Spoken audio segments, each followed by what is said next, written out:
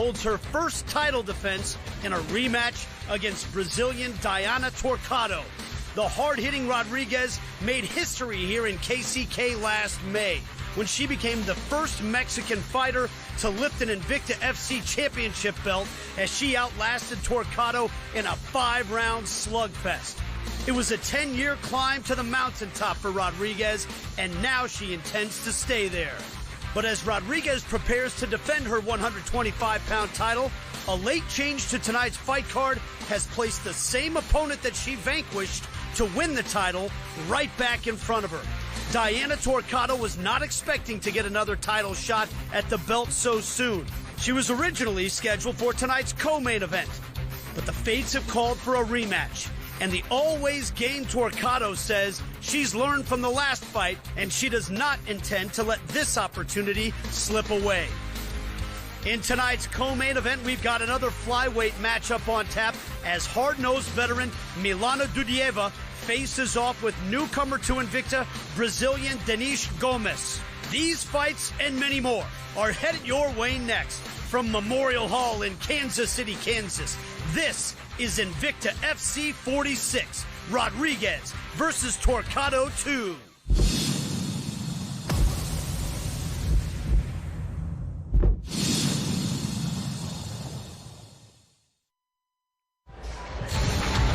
Historic Memorial Hall in Kansas City, Kansas is the site of Invicta FC 46, and we have a championship belt on the line in our main event as Mexican Karina Rodríguez faces Daiana Torquato in a rematch here at Memorial Hall. Hello, everybody. Welcome in. My name is Nate Bucati. It's an honor and a privilege to be with you here tonight for what is sure to be a great slate of fights at Invicta FC 46. And it's appropriate the day after International Women's Day that we are here in this building, almost 10 years since the start of Invicta. That leads me to my broadcast partner, Julie Kedzie. You've been a part of this organization since the start, and what better place to be than this place where women across the world have been uplifted? Well, it's true, Nate. You know, every day in Invicta FC is International Women's Day, and I'm so proud that we're coming up on our decade of greatness here. I'm so proud of this legacy that we have, and this legacy that all female fighters have, all women involved in the sport who refuse to accept the status quo of, this is a man's job. There is a man who's done this job many times himself by the name of Yves Edwards, who has also been a part of many of these fights. And watching Invicta FC since the start, I know you're a fan of what this organization is all about. Man, I'm a huge fan of what this organization is all about. I started fighting in the 90s, and back then it was hard for me to get fights. Imagine what it was like for the women. Invicta came along, and this organization has been a proving ground for some of the best women in the sport. And I cannot wait to see what we get from the women tonight and watch some of these ladies move on and perform at the absolute highest level of the game. All right, speaking of the highest level of the game, we've got a flyweight championship on the line tonight in a rematch as Karina Rodríguez, who became the first Mexican ever to win the belt in Invicta FC, puts that title on the line against Daiana Torquato. Yeah, and you know, she's coming into this fight, Karina Rodríguez, not thinking about that belt. A lot of the times they say you're not really the champion until you defend the belt, but her mindset in this rematch is not about being the champion. It is about going to war. It is about having fun out there and putting punishment on Torquato. They had a grueling fight the first time, and Karina Rodríguez did walk away with the decision, but she wants a finish, she wants a knockout, and she wants to make a statement tonight. And of course, Torquato was disappointed not to come away with the belt the first time, Eve. She didn't know she was going to get a rematch so soon until about a week ago. And about a week ago, her mindset had to have shifted.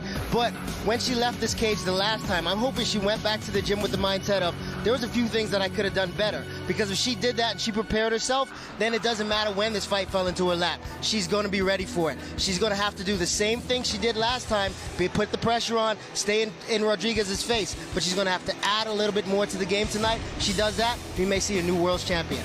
Someone's lifting the belt tonight. Rodríguez versus Torquato 2 is our main event. Now we're talking about this being the day after International Women's Day and how Invicta FC has done played such a part in uplifting women across the world. One of those women who has been a big star here at Invicta FC. You know her as the Karate Hottie. Michelle Watterson is the fourth member of our broadcast crew tonight. former Atomweight champ here at Invicta FC, and she runs down the rest of the card for us. Hey guys, it's so amazing to be back here at Invicta. I have so many great memories right here in this cage. Invicta definitely does create a foundation for all our female fighters all around the world, which is perfect because this is the month of March, Women's History Month, and that's what Invicta does, creates history. Let's take a look at our fight card tonight. This first fight is going to be one that I look out for the most. Paulina Granados versus Monique Andrade at 105 pounds. Kristina Williams versus Flore Hani at 125 pounds. Then we have Danielle Taylor versus Liz Tracy at the strawweight division. And of course our co-main event is Milana Dudieva versus Denise Gomes. Card tonight, and here is the champ, Karina Rodríguez, making her way into Memorial Hall tonight as she will put the Flyweight Championship of the World title on the line against Daiana Torquato. Invicta FC 46 is brought to you by Punch Gunk, naturally advanced pain relief trusted by the toughest athletes on earth. Get the gunk.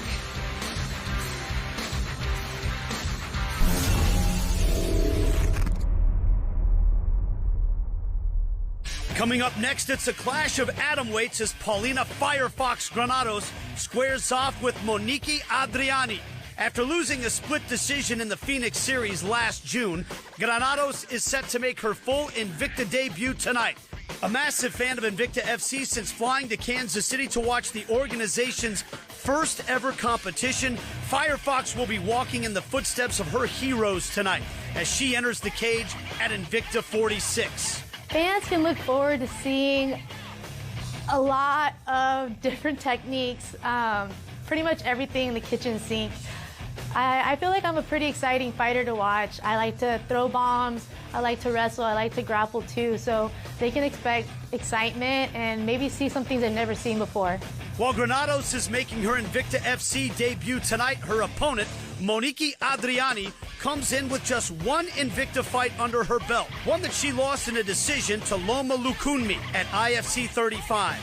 Adriane looks to use her strong background in Muay Thai and kickboxing to make sure that that result goes her way this time around. Mesmo que ela me coloque para baixo, agora a gente tem uma bagagem de jiu-jitsu ali com os campeonatos, então não vai encontrar uma adversária, como posso dizer, não vai encontrar uma adversária perdida. Eu vou estar ciente do que eu vou estar fazendo e nada muda que também essa luta também possa acabar numa finalização de jiu-jitsu. Coming up next, it's Paulina Firefox Granados against Monique Adriane.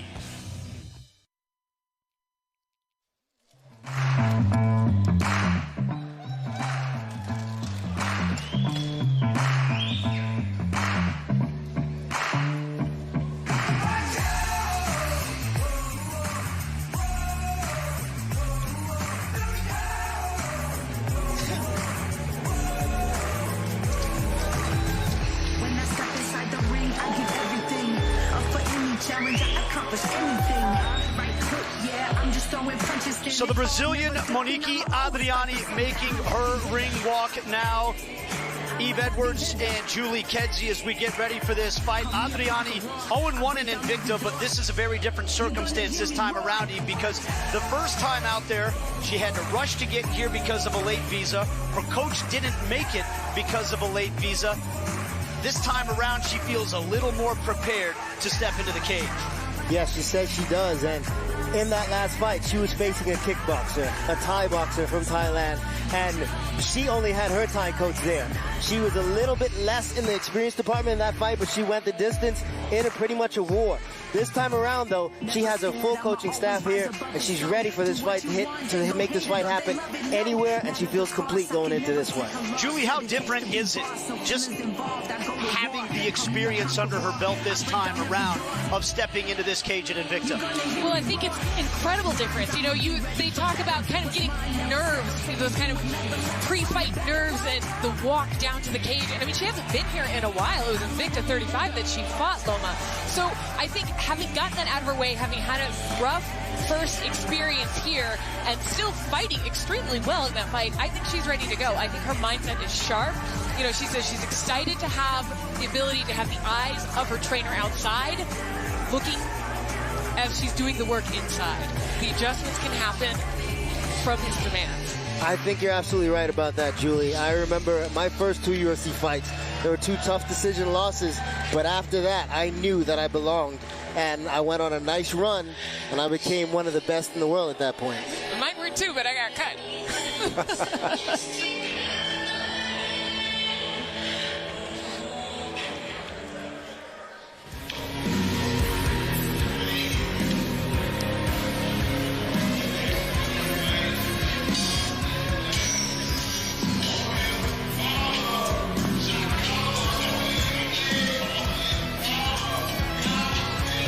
And now fighting in the red corner, Paulina Firefox Granados. Julie, try to put yourself in the shoes of Granados right now. We talked about this when we met with her before the fight. She was so excited to meet you because 10 years ago, she jumped on a flight to come to Kansas City and watch the first ever Invicta FC event. She's had one experience in the Phoenix tournament, but this is her full debut as an Invicta fighter tonight. What is going through her mind as she makes this walk? Well, she's clearly very excited and very happy, and you can see UFC fighter Angela Hill in her corner, also very happy. One of the things Granados told us during the pre-fight interviews is that she can be somewhat of a slow starter, or she felt that she was a slow starter in that tournament. She wasn't able to fight to her full potential because it was a one-round fight. Now she has 3 rounds to work.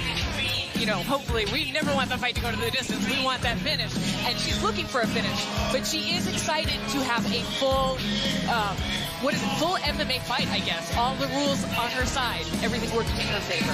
How different is it, knowing this time around she's got 3 rounds to work with instead of just the 1 round in the Phoenix tournament? Well, it's got to be good for her. She's going to be able to settle in and find her rhythm. In that fight, and in the tournament, you have to just jump in and create a rhythm. This time, she's going to have to find it. But she's coming out the Fat Pat, and I'm from Houston, and I'm liking her rhythm, man. So she might be swaying me, but I'm impartial over it. I'm going to stay as impartial as possible. But that music, man, it's moving me. Time now for our Tale of the Tape, brought to you by Verdict MMA, home of combat. Predict and score fights in real time on Verdict MMA. The Brazilian Monique Adriane, 25 years old. She's got a 1-inch height advantage and a 3-inch reach advantage over the American Paula Firefox Granados.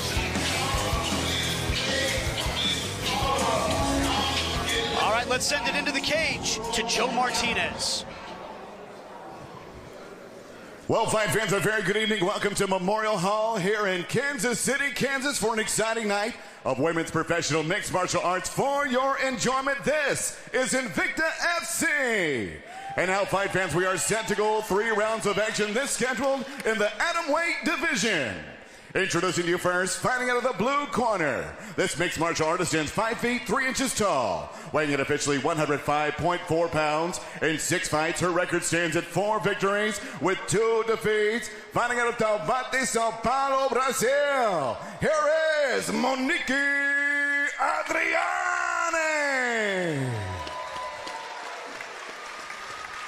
And across the cage, her opponent fighting out of the red corner.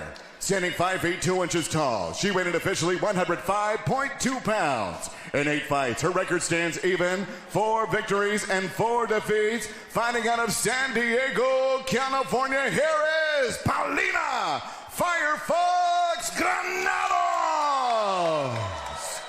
And your referee in charge of the action is Nick Behrens.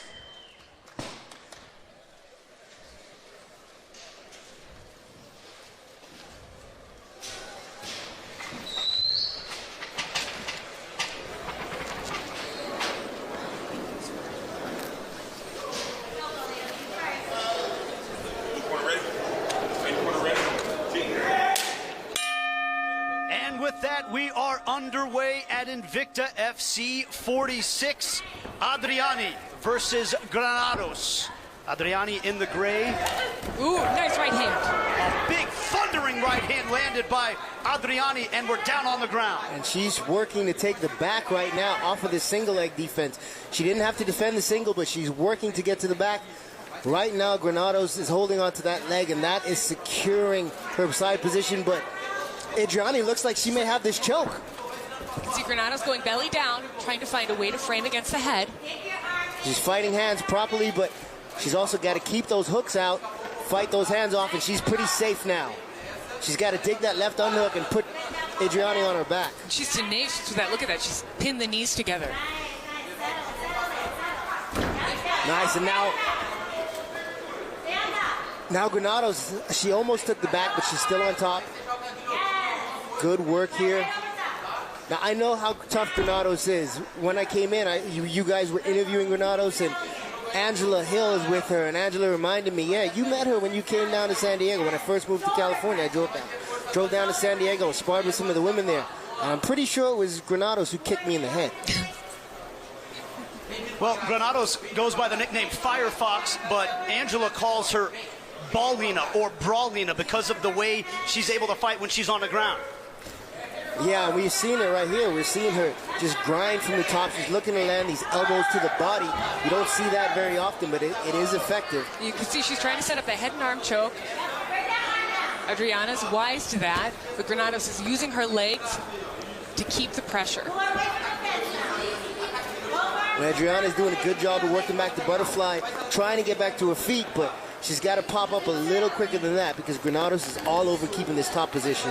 She really needs to free that hand from around Granados' head. That's a dangerous position to be in right there unless she locks in that guillotine. And you can see she's digging for it. Oh, she has the angle. Nice. Wow. Now what Granados needs to do is fight those hands or keep those hips away. She's electing to keep the hips away, and it was enough to get her head out. Granados in the white top. Oh, beautiful kick. Adriana's throwing some heavy hands.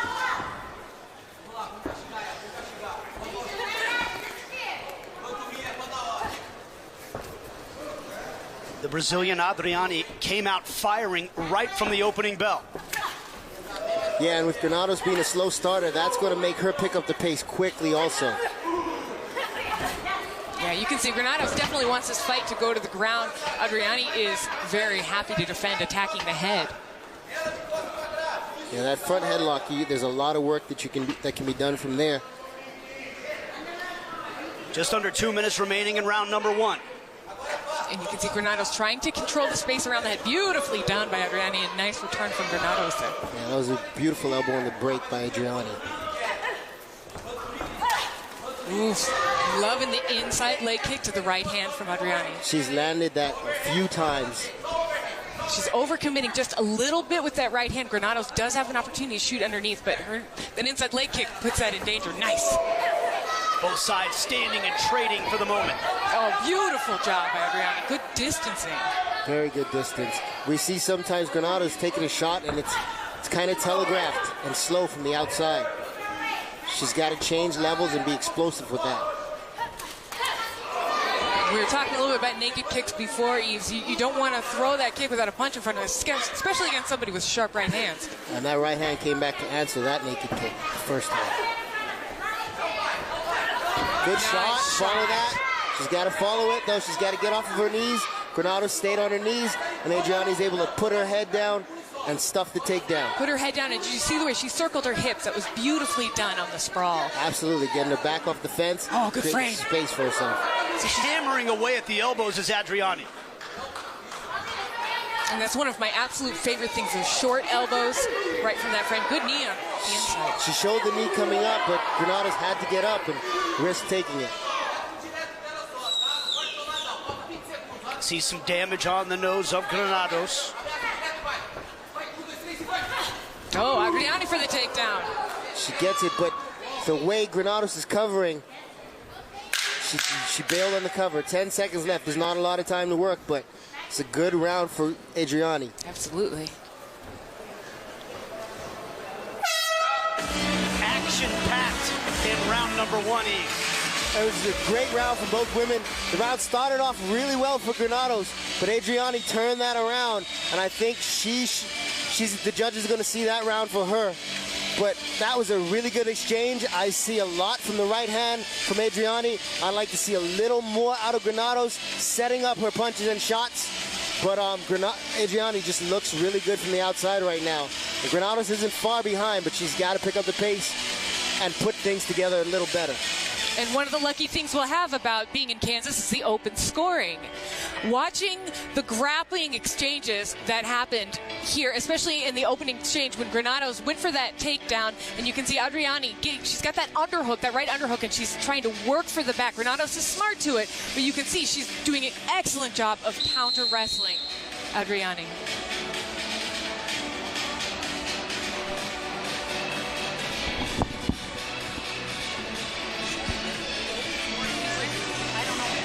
Firefox Granados versus Monique. Adriane getting ready for round number 2. What types of adjustments, Eve, do you want to see from Granados here in round number 2? I would like to see her set up her shots, be more offensive with her shots, not let them be a reaction or a counter, but use them behind her own combinations as she gets Adriane to plant her feet or back up and tie her up on her. Ooh, nice right hand from Granados. On her own volition. Nice right hand from Granados, agreed. Adriane ahead on 2 of the judges' scorecards after round number 1.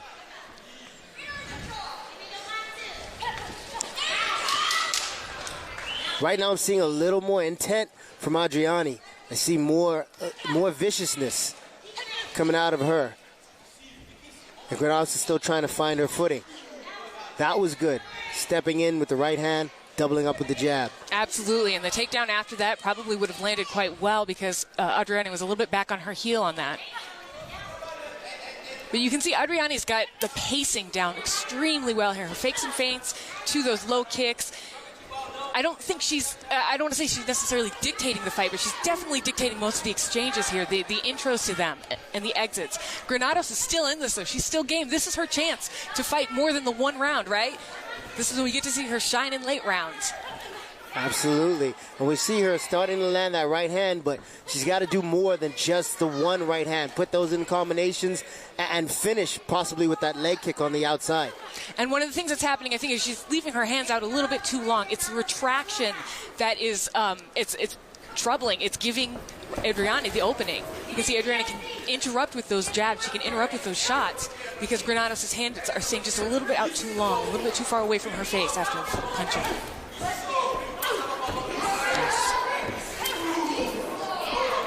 Adriane working away with the kicks for the moment. There's one from Granados.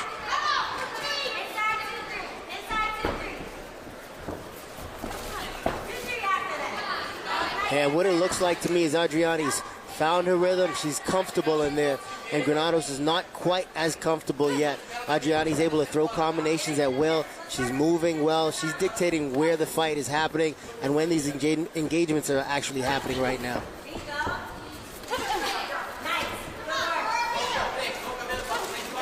Granados caught. Oh, beautiful.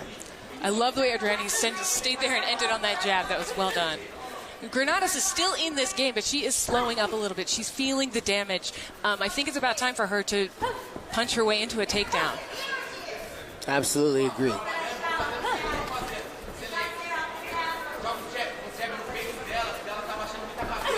think right now, though, the way Adriane's moving, she's in control. If Granados takes a shot, I think Adriane stuffs it pretty convincingly immediately.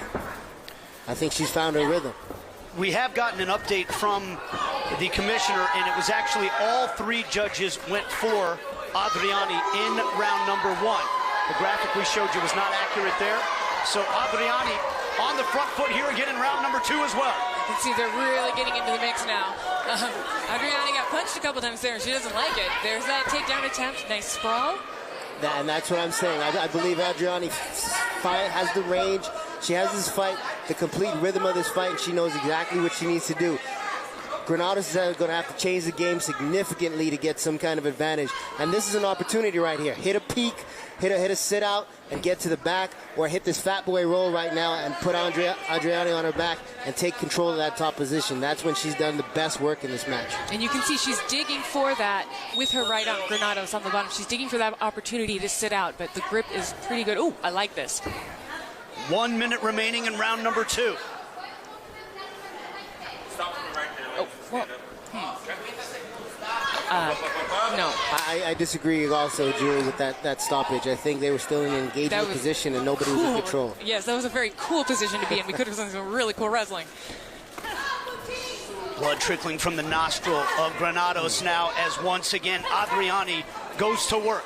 Look at the punch selection by Adriane. She's throwing straights, hooks, uppercuts. Meanwhile, Granados is still staying with the 1-2s, and those aren't really getting through for her. She's got to be a little more creative to land some of these shots.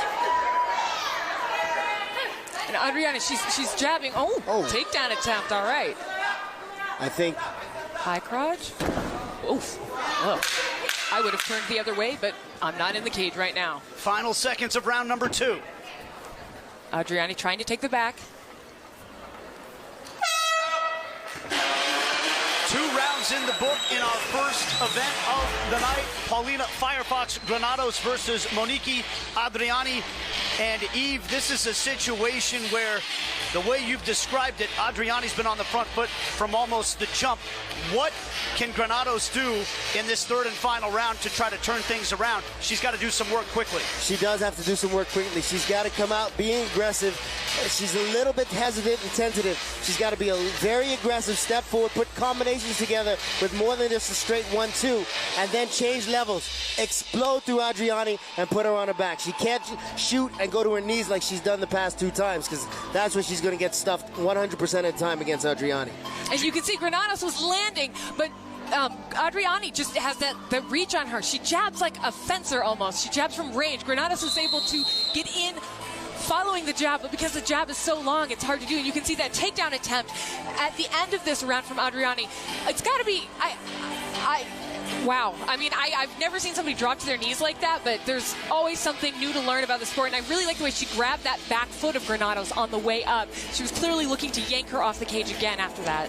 You can see the damage that Granados is wearing after the first 2 rounds of this fight. Meanwhile, Adriane told us she was going to be more comfortable this time around, and so far she's showing it.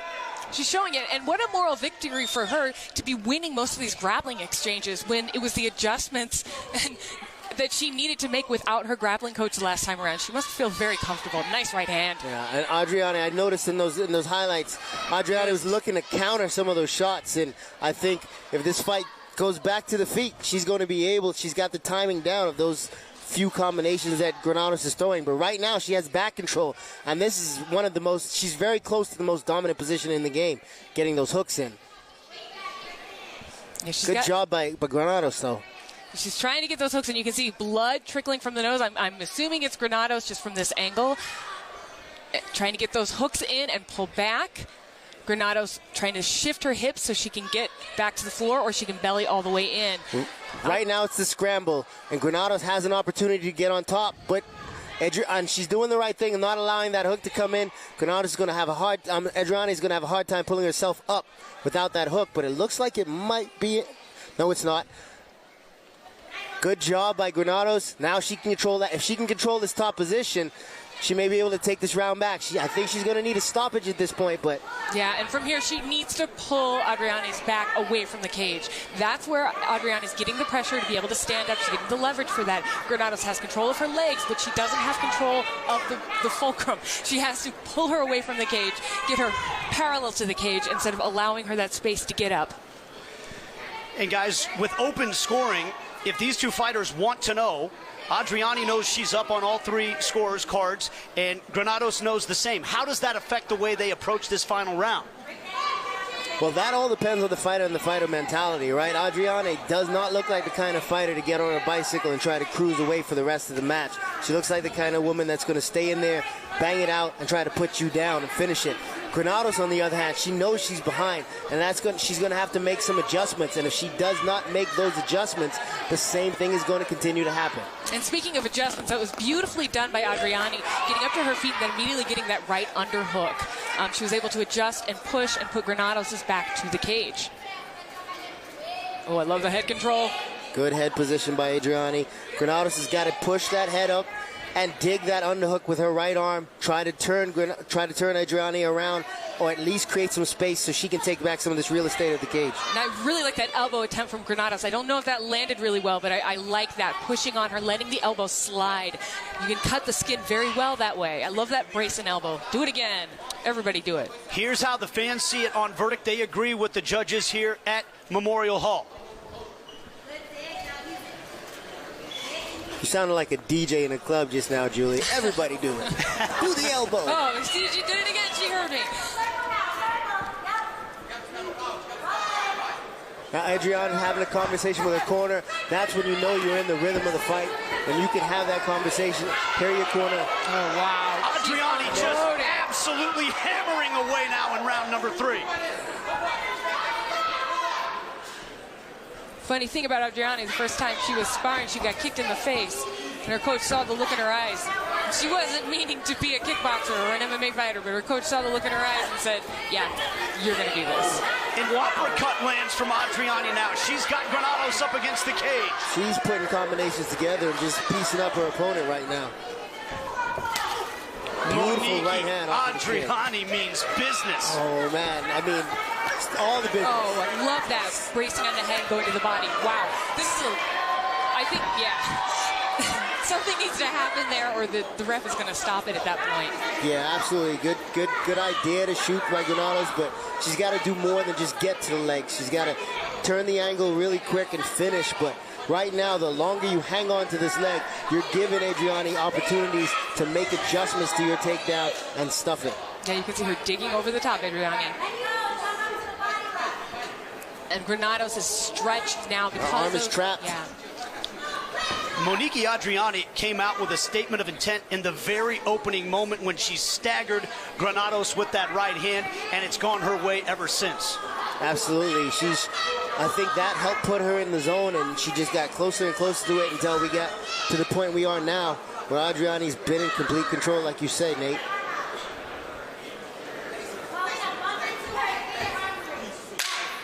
Adriane can see the finish line from here. Stuffed every takedown. Oh, big knee. After the post. Man. Finishing with authority, Monique Adriane. That was a fun 15 minutes to watch. Yes, it was.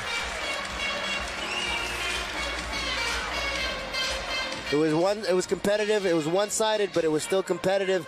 And Adriane had to stay on point the entire time. But I think she won every round convincingly. What can you say for Granados, though, considering the damage she took in this fight? She did not go down without a fight. She did not go down without a fight. She made the fight competitive the entire time.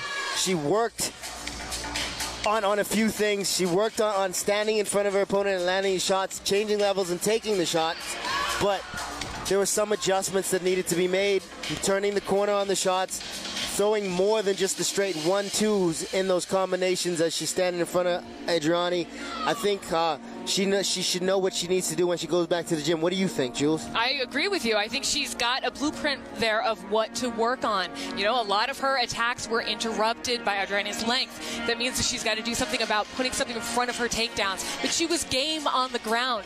She was a tough fighter. And I know people feel like it's an insult when you say somebody's a tough fighter because it means they lost. But she was tough. She showed us her heart for 3 rounds. And props to her for that. But it was definitely Adriane's night. Absolutely. Let's send it up to Joe Martinez for the official announcement. Well, ladies and gentlemen, after 3 rounds, we go to the judges' scorecards. The totals are 30-26, 30-26, and 30-27. All for your winner by unanimous decision, Monique Adriane.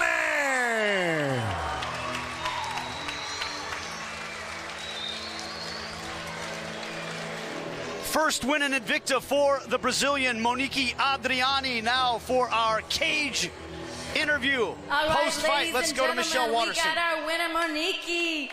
Hey, you came out with fire in your hands. Was that your intention? Você estava com fogo na mão, você estava intensa. Como que foi isso? Foi longo tempo até aqui. Foram quase 3 anos para eu retornar ao melhor octógono, ao octógono mais famoso do mundo, que é o Invicta FC, que dá oportunidade para as mulheres lutar, e principalmente na minha categoria.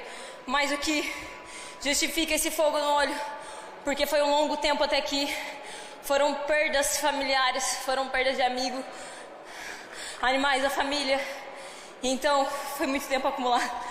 Was a long journey to be here, almost 3 years, and I'm so glad I lost some people, some animals, and be here in the famous female event. I'm so glad, and it was a dream come true. That's amazing. So we saw that you were working a lot of your wrestling. How much of your wrestling did you implement in your game plan for against your opponent? Nós vimos que você trabalhou bastante o seu wrestling. Como que foi esse camp? Como que foi esse trabalho? A nossa estratégia foi voltada para a defesa de quedas. A gente sabia que ela era uma grappling e queria buscar as quedas devido ao meu histórico no kickbox Muay Thai. Então a gente trabalhou bem o wrestling e o jiu-jitsu para frustrar a oponente. All my camp, I work for this grappling to defend her events and we try improve more my game to beat her. Well, we could definitely see your improvements. Congratulations on your win. Ladies and gentlemen, your winner, Monique. Thank you so much.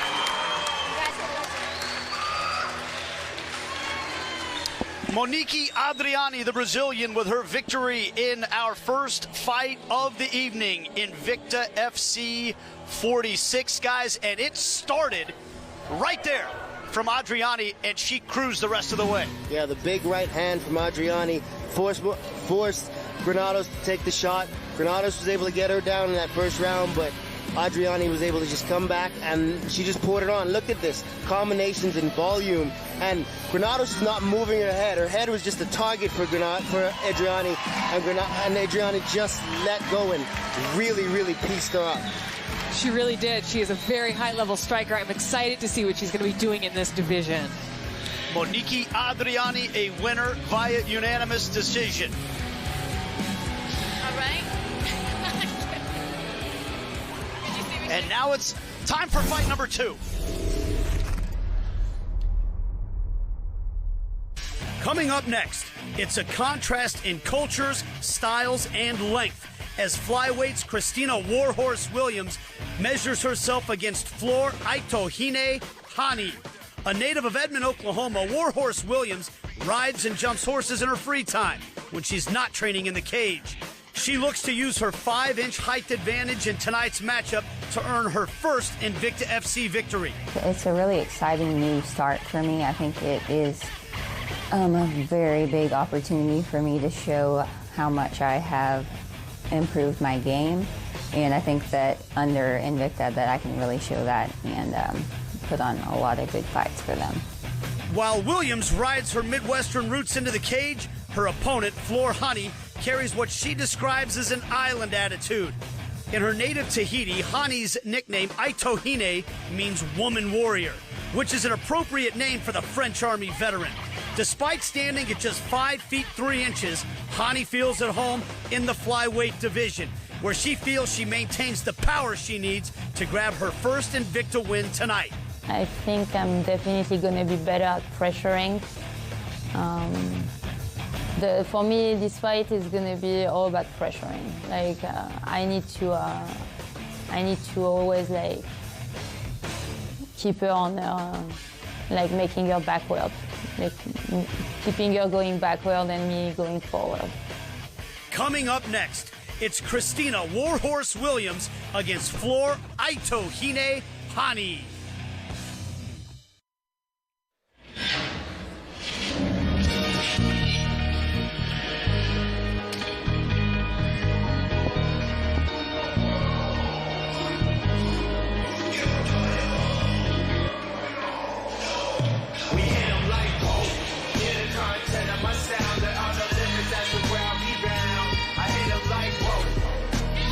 the beginning, and look, I'm already winning.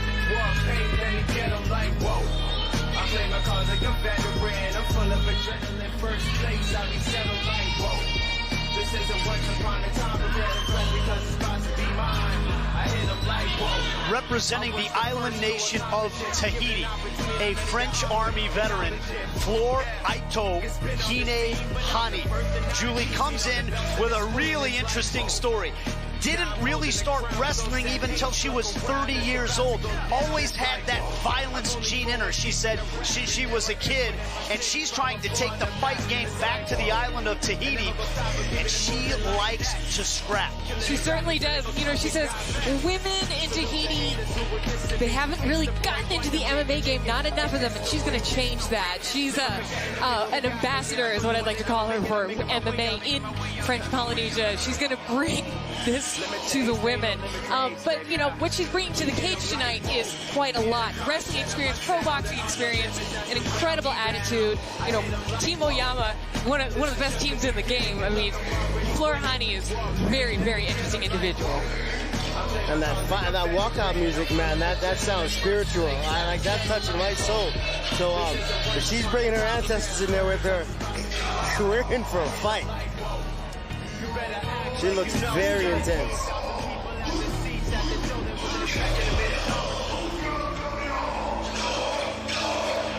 Ooh. She just walked. She just did a circle around the cage, and she walked right in front of us. And I'm like, I felt like I'm scared. There's something happening here in the air with Flore. 5'3", she said she prefers fighting in the flyweight division.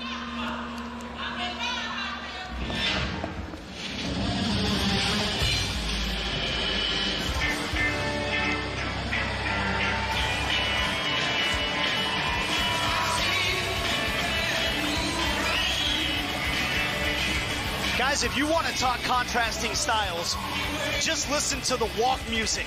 Creedence Clearwater Revival for Kristina Warhorse Williams. She rides horses. She's from Edmond, Oklahoma. She doesn't have a lot to say. She wants to get in the cage and talk with her feet and her fists. You know, a very soft-spoken individual, but I mean, a definite culture shift just happened with her walking out. And I can't say I feel like any less spirit right now coming from her. I agree with you. I don't feel any less spirit, but I do feel a bit more relief. I don't feel as scared right now. So that Creedence Clearwater Revival is kind of lightening the mood in the room. But I think she may be trying to trick us and get us a little too relaxed and do the same thing to Flore Hani and then come out with the big bang, because I know both these women like what they're doing and they love to be in there. And Kristina Williams, man, sometimes she may be the warhorse, but she's a monster in there. It's time now for our Tale of the Tape, brought to you by Verdict MMA, home of combat. Predictive score fights in real time on Verdict MMA. And there is a sizable height and reach advantage in favor of Kristina Williams. 5'8", a 5-inch height advantage, and a 3-inch reach advantage as well for the American in this fight. Let's send it into Joe Martinez. Well, fight fans, we are set to go with the next fight tonight. 3 rounds, this in the flyweight division. Introducing to you first, fighting out of the blue corner. This mixed martial artist stands 5 feet 3 inches tall, weighing in officially 125.2 pounds. In 5 fights, her record stands at 4 victories with 1 defeat. Fighting out of Irvine, California, here is Flore Hani.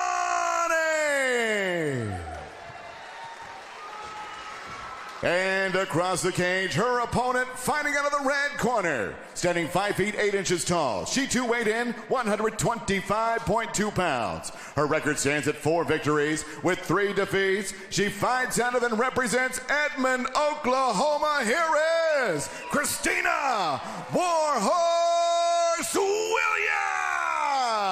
Williams. And your referee in charge of the action, Marcio La Selva.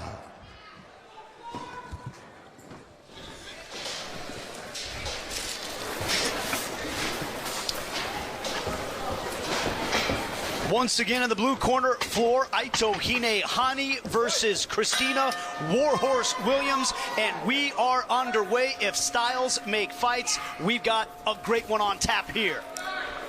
And Hani's doing what I believe she needs to, putting the pressure on, trying to close that distance, stay inside of Williams' reach and range. That's one of the things Hani told us, is that why she loves wrestling is the pressure. She loves to pressure other fighters. Williams likes to use her reach. She likes to use those taekwondo kicks especially. There's one of those kicks from Williams with the right foot. That looked more Thai than taekwondo. It did. The way that landed. Oh, that was a beautiful combination.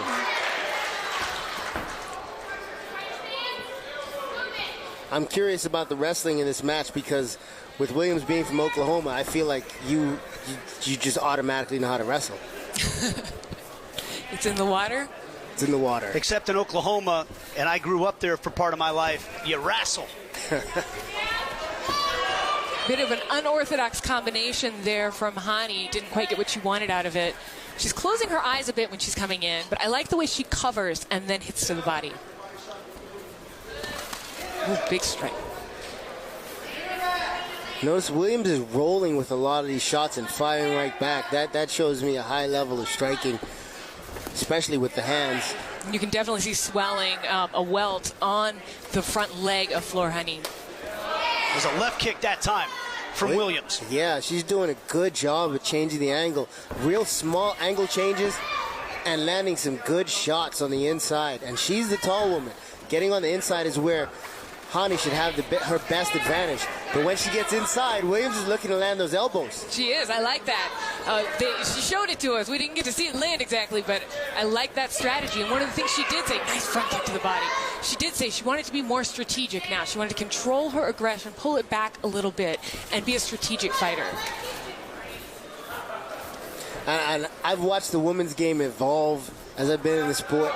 And it's crazy to me how I come here and I know how tough these women are, but I'm still always impressed and sometimes even blown away by just some of the technique in these exchanges, man. It's a good job by Hani deciding to change the game right now, trying to tie up and rely on her wrestling. She's got double unders.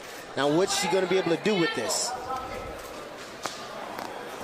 I think she's giving Kristina Williams a little bit too much space for her hips. I understand she's the double unders and she's controlling the upper body there, but Williams is able to create space with those hips. Hani needs to drop soon. Oh, well, or tie up the leg. I like, though, pulling up like that with double underhooks. I like taking people off their balance. I think that's smart, especially if you tie up a leg. Oh, you can see Williams circling off, pushing on the head. And I like Williams' decision to attack immediately off of the clinch work, off of the wrestling, standing, grappling exchanges, and going straight to striking. Good beautiful. Short left shovel uppercut on the inside. Landed right on the chin. And I agree with you, Eve. I think you have to really train consciously to, after you're out of a grappling exchange or a clinching exchange, to go on the attack. Speaking of on the attack, nice jab there. Good shot. Is she going to be able to finish this? Her hands locked. Oh, wow. Those long legs. Williams able to keep that right leg on the mat, keep her balance with it. Hani did not have her hands locked. Because of that, she wasn't able to collect both legs. She's still in control of the position, but Williams is doing a good job. She's got that overhook, stopping Hani from getting to her back, but also keeping her off of her legs. You can see her bracing on the head, creating space there, so Hani can't control her as much. Hani's, again, fishing for those legs. But I like Williams' hips. I think she's doing a very nice job. Good elbow. Williams looking to inflict some damage when the separation happens. Absolutely, and I love that strategy. Fighting off of the break, that really keeps your opponent on their back foot.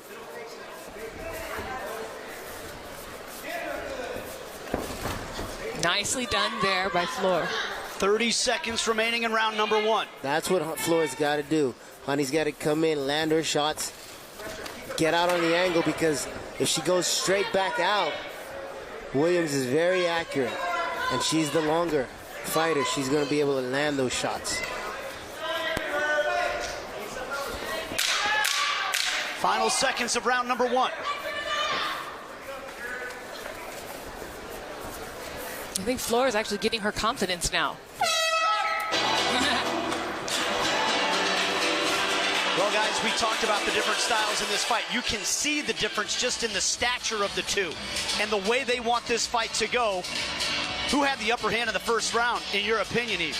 I have to give that first round to Williams. Williams was controlling the exchanges when they did connect and they got into those engagements. Williams was landing the better shots, landing on their exits, and she stopped all of the takedowns. So when I'm looking at the tape here, beautiful leg kick, and watch as Hani comes in. Williams backs up, keeps the space, lands the big shots. She's landing most of the shots on the inside and the outside, backing Hani up with combinations. There's an intensity to Kristina Williams, guys. She's been through a lot over the past couple of years. Went through a divorce, decided to leave the gym that she had been at for most of her life. She said she's looking for a fresh start in Invicta, and it starts here tonight. And she got off to a good start in round number 1. She got off to a good start, and she's going to need to continue doing what she did in that first round, especially if Hani doesn't make any adjustments. But on the Hani side of this, what I'd like to see is some second and third moves. Feint the shot, back to striking, from striking back to the shot, just changing her levels and changing her attacks in combination, not just coming out with one or two. I agree, Eve. You know, I think one of the things that happened was even when she does land, she's not shooting right after those shots. She's got to chain the strike to the takedown, and I think she'll have some more success that way. However, pushing somebody up against the cage, having them, you know, Williams was defending a lot on the cage and working her position, and that can be exhausting. And if Hani's got the cardio to kind of pull things out, she's bouncing. Now she's wrapped up off the punches. And I don't know what her leg wrestling game is like, but when you get these underhooks, that's a great time to attack the legs. You're in control of the upper body. Throw that body to the side, catch those legs, and chain wrestle your opponent to the mat. I agree, and I also think Williams' hips were a really deciding factor. She needs to attack those hips. All three judges giving round number 1 to Williams, and now we check in with verdict, and the fans seeing it the same way. Kristina Warhorse Williams going to work here now in round number 2 as well. Good level change by Hani. Good job. Just like you said, Eve, it's got to be a leg attack. This is where Hani needs this fight to go. Don't grab the cage. Now Hani's got to collect those legs, elevate, shelf them. She's got the seatbelt. She's got that what is that? The Dagestani handcuff on the back, but it's a closed guard, so she can still do some damage from here. But Williams is the longer woman, so it's going to be easy for her to punch that arm out of there. Hani's in a good spot right now, though. I would like to see her turn Williams around, put Williams to get head up against the fence, so that she can crush that long body and do more from the top with her attacks. Oh, that's interesting. I would say the opposite, but I really like that perspective because the ground and pound from a smaller person against the cage is really, it can be much more effective when they're crushed up. I would say, yeah, put her head against the cage, but don't let her back get to the cage. Yeah, stuff her head on there. I know from experience. I don't like that Joe Stevenson put me in that position.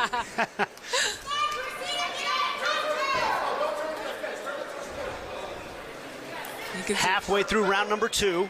Williams wrapping up the head to prevent strong ground and pound, but not really doing enough with her hips to launch an attack.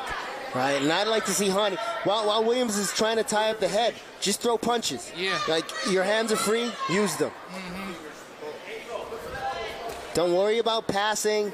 Just beat her up a little bit from this position. She's working from a full closed guard. That's going to put some fatigue on her legs. She's trying to tie up to that high guard. She's trying to go that high guard. What do they call that in the 10th planet system? Mission control. I was going to...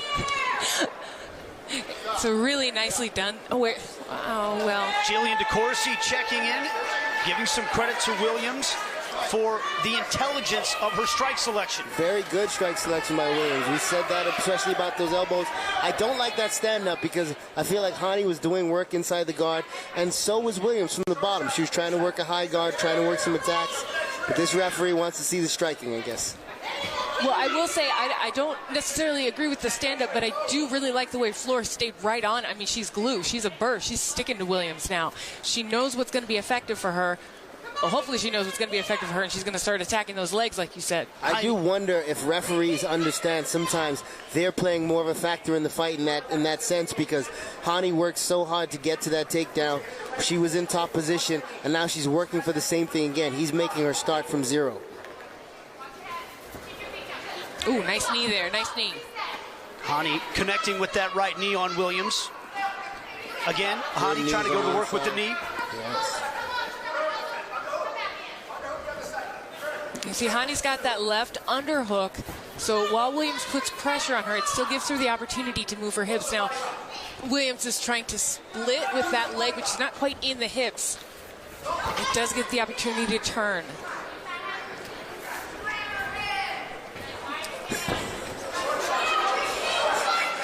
Here's some good coaching from the crowd there. There's a knee, a right knee from Hani. Final seconds of round number 2.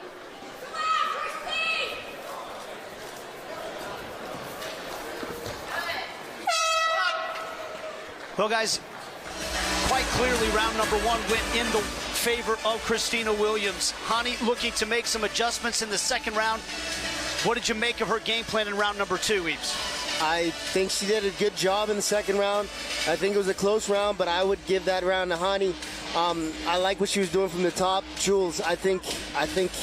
Where are you with that one? I'm so bad at judging fights, but I would say that I think Hani was getting the upper hand. I think toward the end there, Williams started fighting for a lot of movement, and she was trying for her own takedowns with trips.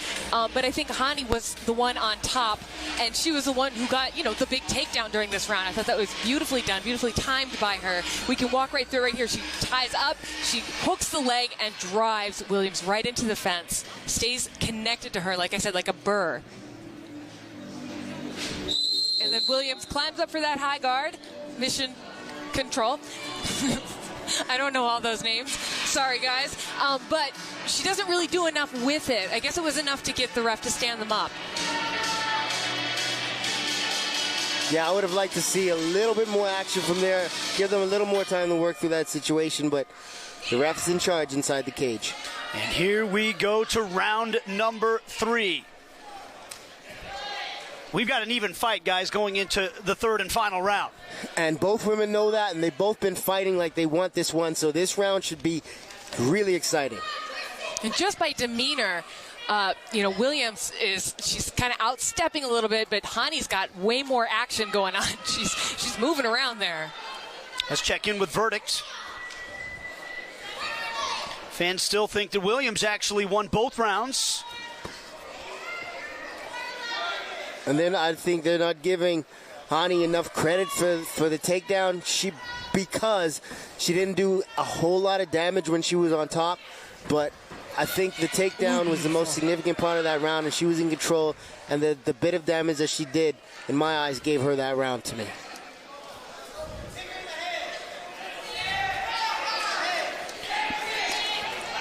Beautiful left head kick there.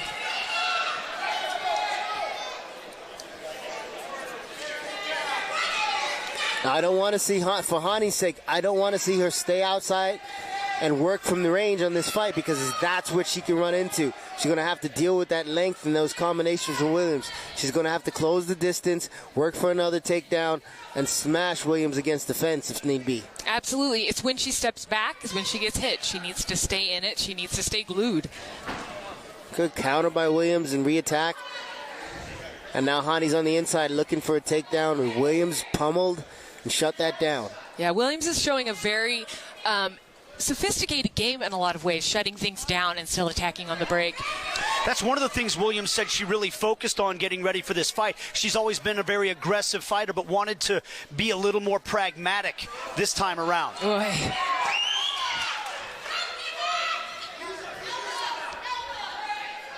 I'm waiting for the Invicta fight where I feel like I can go get a drink. Nope. Yeah, that doesn't happen here. I have not had one of those fights yet. You better have your popcorn ready. Yeah.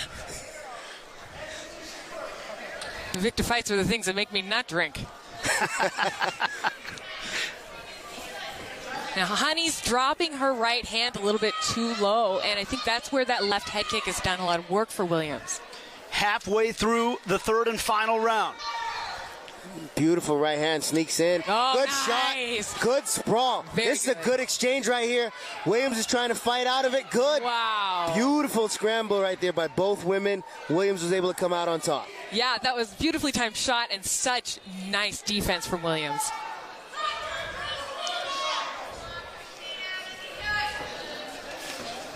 And I think those level changes, that needs to happen a lot. Absolutely. And then sometimes feint the level change. Feint the level change, come back with that overhand right. Your big, powerful woman can land that big right hand and then possibly even use that to close the distance and shoot a leg. Turns out our verdict score was flip-flop, so the fans did agree with you guys and the judges. Round number 1 to Williams, round number 2 to Hani. That means we've got 90 seconds to decide this fight. I love it when the fans agree with me. It just shows me that they're smart. I always say that to people. You have two choices. You can agree with me or you can choose to be wrong. It's up to you. Getting a little less pop on those punches from Flore. There's a right hand from Williams, though. Yeah, meanwhile, Williams is controlling the distance, controlling the range, is still landing the big shots. Good left hook from Hani on the break right there. But you got to follow that up.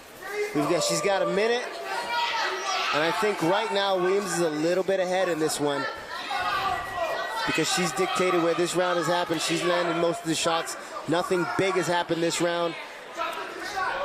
Does Hani need another takedown before this fight is over? A takedown would really tighten up the distance on this fight and could potentially put her in a position to take the win.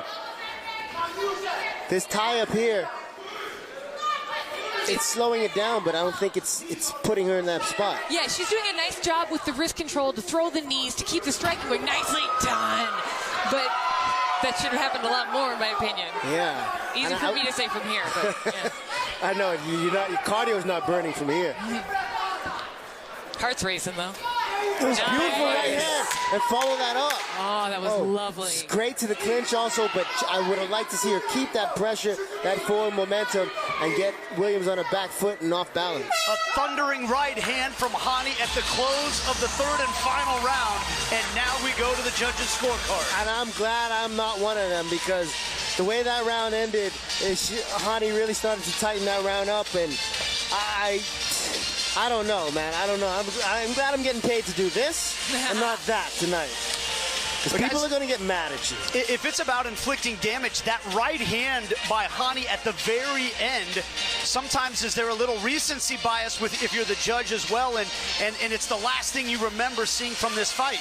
Absolutely. You know, it's kind of like the schoolyard rule. It's who's on top when the teacher comes out to break it up, you know?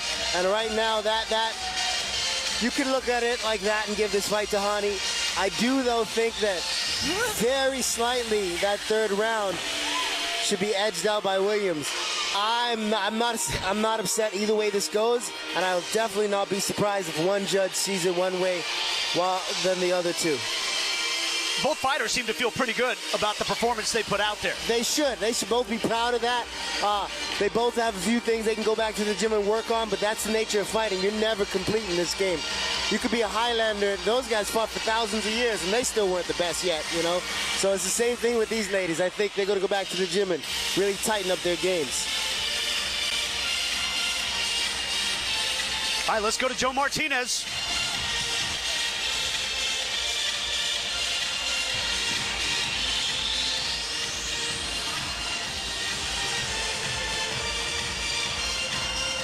Well, fight fans, after 3 rounds, we go to the scorecards. Here are the totals. Judge Sutherland scores at 29-28 for Hani.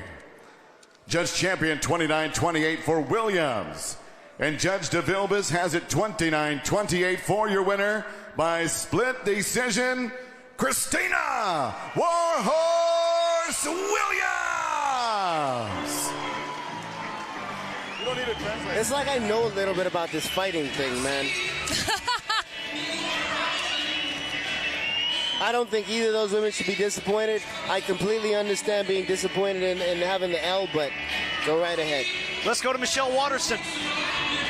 All right, ladies and gentlemen, we're here with your winner. Holy moly, that was a back and forth battle between you and Flore. How you feeling? I feel great. It was a really good comeback fight, and I just came in here for a war, and that's what happened.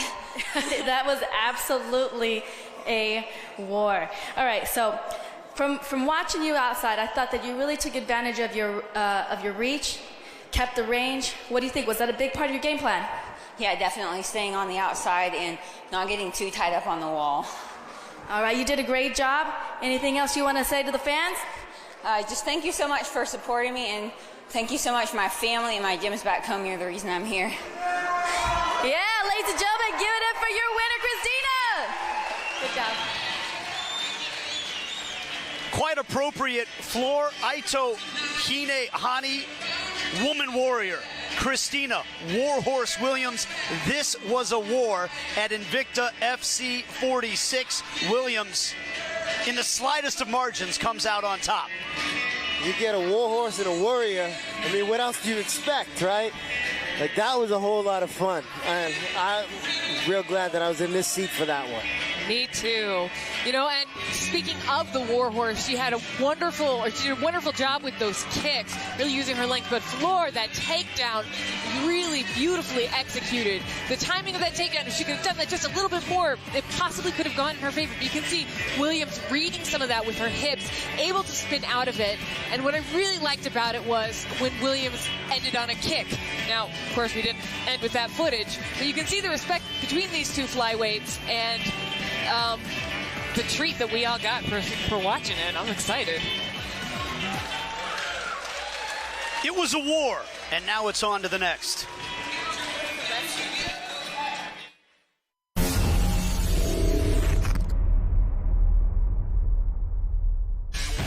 Coming up next, it's a strawweight showdown as Danielle Dynamite Taylor meets up with Liz the Titan Tracy. It's almost always an explosive affair when the 11-6 Dynamite Taylor steps into the octagon. In her last outing, that combustible style blew up in Taylor's face as she suffered a vicious first-round knockout by Emily Ducote. But in the world of MMA, it's not about whether you get knocked down, it's about how you bounce back. Dynamite Taylor is determined to light that fuse again tonight. So my last fight, it didn't go the way I wanted it to go. I ended up getting caught. So from that, after getting caught, you know, stuff happens. It's the name of the game, you know. You get caught like in the first and the last round or in the middle, but it happened in the beginning. So in my head, all I thought about was, hey, I got caught, it's okay. It's about the bounce back. It's about the comeback.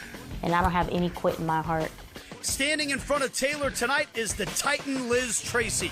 The Portland, Oregon native is looking to build off of her statement victory against Jody Escabel at Invicta 44. Since she started sparring at the age of 5 years old, Tracy has worked to constantly adjust, evolve, and adapt her fighting style. What I know about Danielle Taylor is that she's a supreme athlete, and I want her to be seen as that.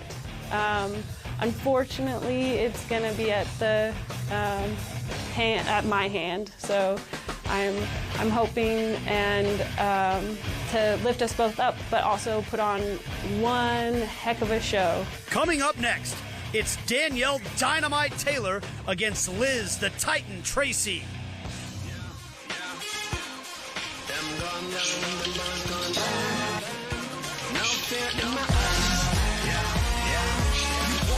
So let's sleep and dogs fly. I am ready for war, no fear in my eyes. I'm a warrior, soldiers don't die, cause we're unstoppable, baby. Unstoppable. Liz the Titan Tracy making her way into the cage. And Julie, when we spoke with her before the fight, again, it's appropriate that this is the day after International Women's Day, because she spoke to you very passionately about what this Invicta organization means to her, what you meant to her as one of those founding mothers, I'll call it, of this organization as she steps into the cage here tonight. Well, really the founding mother is Shannon Knapp. She is the one responsible for all of this tonight. She's responsible for really launching this platform. Hall of Famer Shannon Knapp, by the way. Yes, right. 8th-degree black belt. But, you know, it was a kind of an emotional talk with Liz Tracy, and it makes me excited to see the future. You know, her last performance was against one of my former teammates, Jodie Escobar, and I thought she was brilliant in that fight. It was a wonderful fight. I'm excited. You actually called that fight. I did. That was a really good fight. I mean, you're more like an ant for this, but that fight was really exciting. I loved watching her make the adjustment. She did a great job in that one. I can be anti-MMA. I like that. There you go. Yeah, Shannon Knapp just got inducted into the International Sports Hall of Fame, by the way, this past week. We'll talk more about that in a little bit.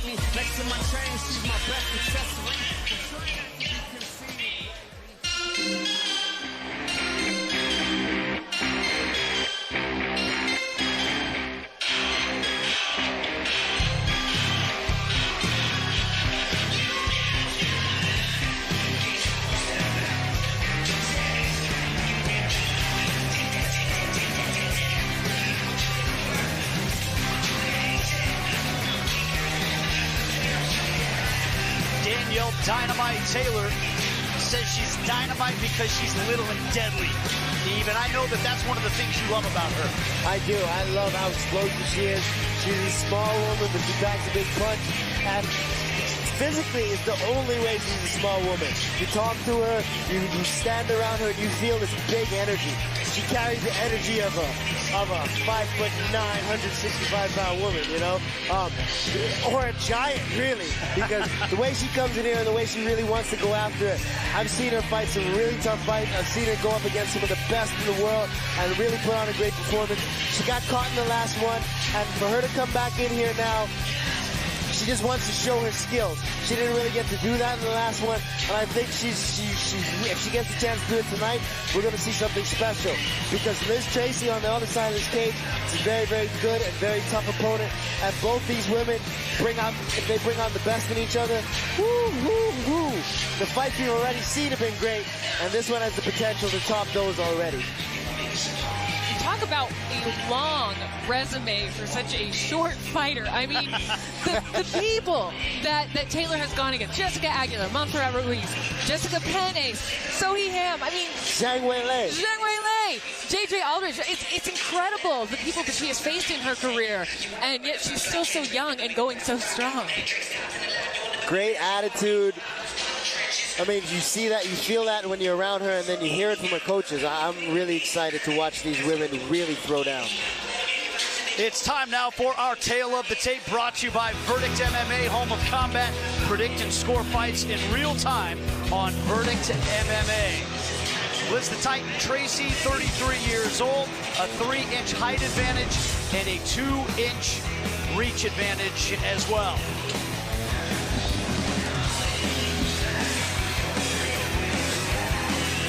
Let's send it up to Joe Martinez. Well, fight fans, we are set to go with the next fight tonight. 3 rounds, this in the strawweight division. Introducing to you first, fighting out of the blue corner. This mixed martial artist stands 5 feet, 3 inches tall. Weighing in over the strawweight limited officially 117.8 pounds. In 10 fights, her record stands at 6 victories with 4 defeats. Fighting out of Portland, Oregon, here is Liz the Titan Tracy. And across the cage stands her opponent, fighting out of the red corner. At 5 feet even, she weighed in officially 115.6 pounds. In 17 fights, her record stands at 11 victories with 6 defeats. Fighting out of Van Nuys, California, here is Dynamite Danielle Taylor. And your referee in charge of the action is Nick Barnes.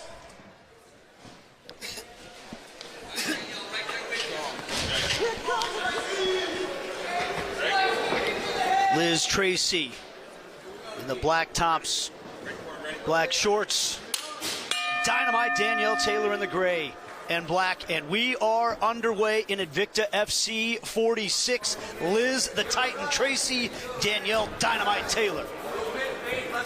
And Liz Tracy comes out with that jittery start that last time out gave me a little bit of pause on her, but like, don't let that fool you, man. I feel like she just getting into her rhythm, and once she finds it, she settles down and settles in. Meanwhile, Danielle Tracy Danielle Taylor is going to stand in front of her and look to land clean 1-2s down the middle. Yeah, a lot of feeling out going on right now. It's got to be a little different for Taylor also, though, facing someone a little closer to her height. Her last time out, she faced someone close to her height, but she's usually the much shorter woman in there, and I think, you know, only giving up, 3 inches in this one is kind of unusual for her. 3 inches, and there was a weight miss too there by Tracy, so there's going to be, you know, a size advantage in terms of strength, I think. Taylor doesn't seem to care. I mean, we asked her about that, and we talked with her boxing coach as well, John Pullman, and he said, look, when he puts her into spar with people, she never asks about the size of the opponent. She just doesn't seem to mind whatsoever. She said, I've been little my whole life. Yeah, she wants to be the best in the world, so you know, it doesn't matter who's in front of her or what the challenge is. She feels that she's going to be able to rise to that. So like, that's the mentality you have to have as a fighter, and especially as a small fighter in a weight class where you may run into women who have different physical attributes than you. Good right hand. Counter punch there from Taylor. Wow, beautiful. By Tracy. That was something we actually didn't see a lot of with Tracy in the Esquivel fight, was too many takedown attempts from her. But she is a strategic thinker. She likes to think about fights. She talked about it almost in terms of point fighting, where she's in exchanges. She's considering them. She's racking it up. Like, this for me, this for you. Not a lot of people like to hear MMA compared to point fighting, but she has legitimate points. Yeah, she's a calculator, man. She's cerebral. She's always looking to do damage and be in the better position. You know, she wants to be ahead. I think she sees the course, the racetrack in her mind, and who's in the lead, and you know where your placement is, and she's going to constantly try to be ahead or catch up if she's behind. I can see Taylor working for that arm, trying to get control. Yeah, Taylor's got to frame up or get that underhook with her left arm and get that left knee across the frame. It's going to be hard from this position on the fence, but she's got to get one or both of those things happening. 2 minutes remaining in round number 1.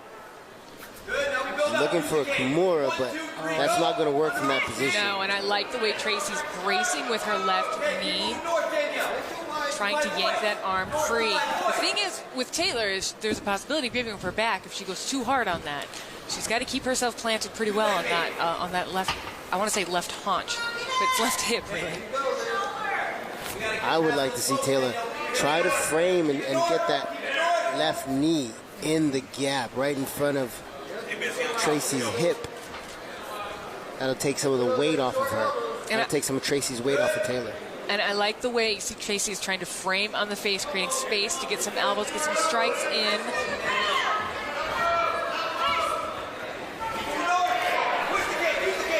Nice legs there by Taylor, staying active. But you're right about that knee, though, Eve. I was wrong. I don't think she needs to get that hip moving. I do like the way Tracy's spreading her out, pinning both the hip and the shoulder there. Oh, stepped over to the mount. That's a beautiful transition. Now she's in a dominant position. And Taylor's going to have to replace that half guard quickly. If you stay on that hip too long, you allow the top person to adjust. Tracy hammering away now on Taylor. Put those feet down and pop your hips. Yeah. You know, she's turning over. She's going to give up her back. Oh, man, that gives the opportunity for some strikes. She's underneath. Nope, not under the chin. And for a smaller person, gotta roll. Oh, go ahead. Gotta roll hard. She can't stay belly down. Tracy decides to break her down. Tracy needs to unhook both arms and extend right now. You have somebody bigger on your back like that. That puts a lot of weight on. She's under. I don't think she's completely under the chin yet. She's under the chin, but it's not clear. She's got the forearm underneath the throat. Wow. She's saved by the bell. Tracy just absolutely raining fists down on Taylor in the final seconds of round number 1. That could be a 10-8 round for Tracy. I mean, dominant position. She landed those shots. I think it could be. Yeah, she took really nice advantage of those transitional opportunities to get to the mount and then really sprinted on those kind of hammer fists. Watching that takedown train, though, oh, beautiful. Hand up high, hooking on the leg. I love when people are high-low at the same time like that. Great level change. That takedown really showed her her state of mind. That was incidental, and then she decided to take the best out of the opportunity. But here's the mount position. She's in complete control here. Taylor's not doing the right things to offset Tracy's balance, and then she ends up giving up her back. And right here, Tracy just landing shots, and watch, she gets underneath the neck, but it's with the forearm. She doesn't have time to slide that arm all the way across, get the crook of the elbow underneath that chin to really sink in the choke. But she had an opportunity, and I think she did a lot of damage from that position. Taylor's got to bounce back strong in this round. Taylor did get to the bell. So what adjustments does she need to make going into round number 2? When they hit the ground, she's got to be real cognizant of where Taylor is and what she's doing as far as framing and or digging the underhook. But one of our judges did give it a 10-8, by the way. I could see that happening. I agree with the 10-8 on that round. Tough round for Taylor, and Tracy's up ahead. Got a nice little lead right now. And you can see Tracy's doing that tall striking stance now. Fans on verdict see it the same way. Tracy takes round number 1.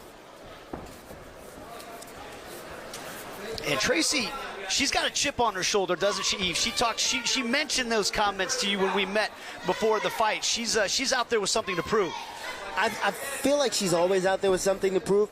She did mention it. I think she's got a good spirit. She's got a playful heart, and I think she was just giving me a hard time because she knows that I really ate my words going into the second and third round of her fight with Jody Escobar.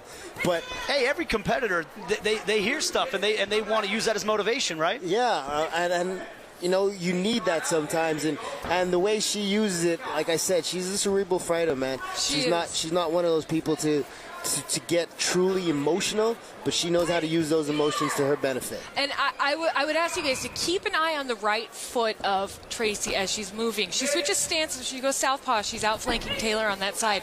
But even when she's in a traditional stance, she's moving to her right, moving to her right, moving to her right.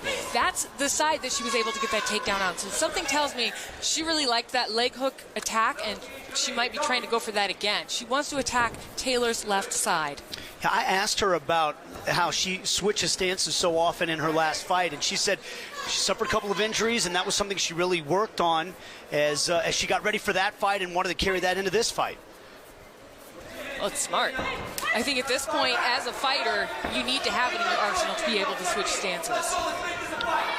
I feel like Taylor should, whenever she does switch stances, Taylor should fire that right hand and walk into that left lead leg kick and just put a little bit of beating on that outside leg of Tracy. And I like how Taylor did that left hook. I think that needs to come out a lot more. A jab, left hook, cross will probably land. Oh, nice tie-up. Dig that underhook. Good job by Taylor. Dig that underhook, but you've got to turn now. Nice knee on the inside. Good turn. Very nice. Create space and punch off of the brakes. And that's the thing, is she's got to be on that half beat off of the break. She can't give Tracy the opportunity to step back again and to readjust. The one adjustment I'd like to see Taylor make on those breaks, though, is to put a combination together and throw more straight stuff. She's the shorter woman. Throwing those hooks, she's shortening her range a little bit more. Yeah, she threw a hook on the exit that time and missed. 2 minutes left in round number 2.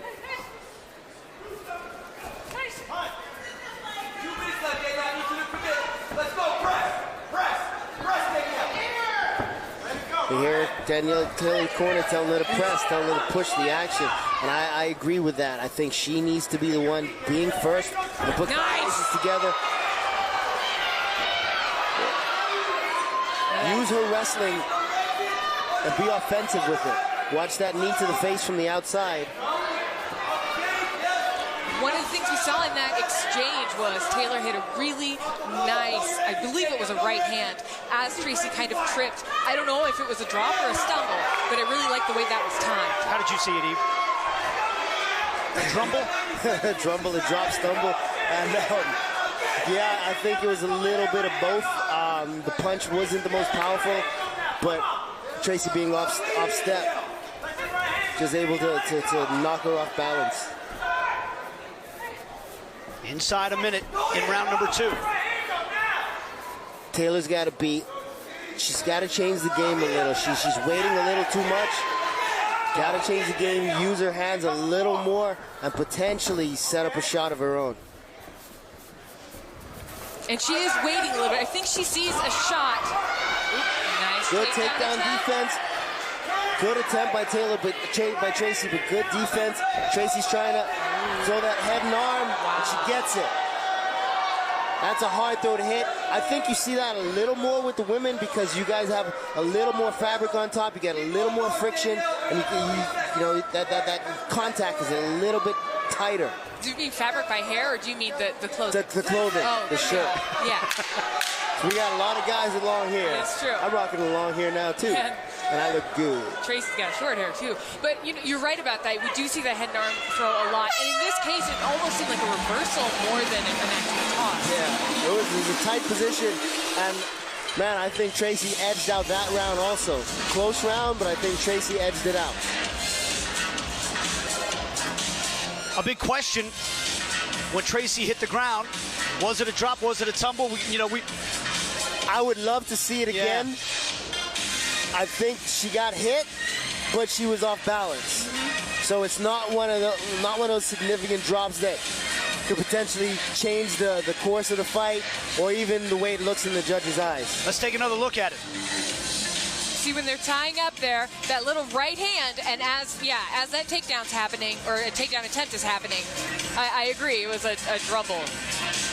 Yeah, right there, Taylor would have been better served if she would have gotten that left hook in, but it didn't happen, and Tracy was able to flip her over and get to this top case of Gatami position, or at least head and arm. Wasn't a full case of Gatami. Everything's head and arm to me.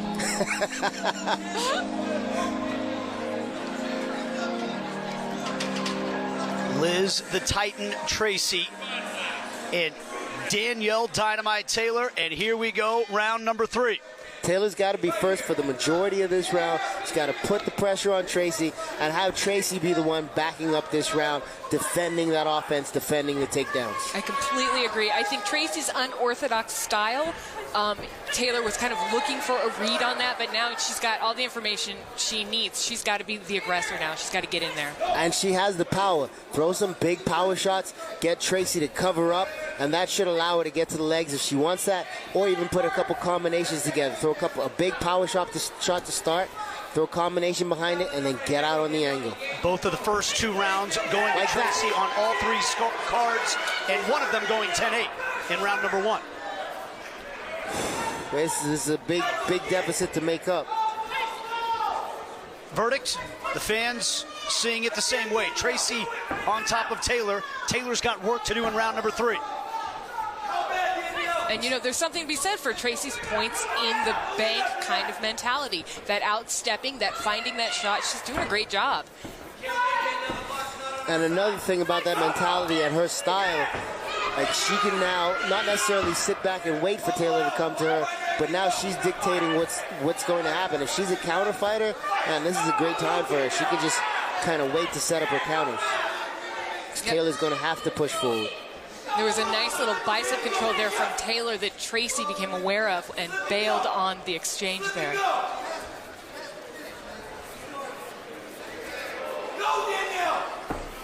Taylor's corner imploring her to go forward here as she's running out of time. But there's a lot of distance to close, and we've talked about her size. She's got a lot of distance to close to get in there. She's got to close that distance, so with double jabs and with straight punches, and then either change levels and or turn those punches to body shots and bring them in with hooks and uppercuts. Absolutely. At this point, it's got to be a sprint. I mean, even stepping forward with her right hand as she's throwing a right hand, moving in as much as she can because she is getting outstepped. And it's not in a knockout way necessarily, but it's in a way that's making it very hard for her. She's always got to be defensive laterally. Absolutely. And the way Tracy's moving to Taylor's left, Taylor's got to step left like she just did and cut off the cage and not allow Tracy to just keep circling the perimeter this way. Cut off the cage, back Tracy up to the fence, isolate her, and then throw combinations. More than halfway through round number 3. But didn't follow through low. Tracy came back up on her own. and was able to just push Taylor back to the fence. And you can see Tracy again. I love that hip split there where she's pushing her left hip in between Taylor's legs, making it hard for Taylor to land her power on one side or the other. So it's hard to spin off like that, right? Yep. And it's hard to get around that leg. Of course, I admire it. She bails on it. So moving on, it's head control. Now we're talking about. That's really cool. Good head position by Tracy. Taylor's got to dig that right underhook. Start pummeling with that right arm. Dig it in, dig it in. Don't just put it there. Got to punch that through the elbow and dig, and then turn that left hip hard the other direction. Absolutely. Like that. It's like that. Beautiful call. 90 seconds remaining for Dynamite Taylor to try to do some work here. Well, I think she's working, but I know what you mean. Oh! I don't know if that was a stumble or... Did Tracy throw a shot right there, or did Taylor run into her? Okay. But I think she ran into it as well. It seems as though... Another drum. Oh, that was a right hand, though. That was clean. And I think that stunned Taylor. Tracy doesn't recognize it, but Taylor felt that right hand.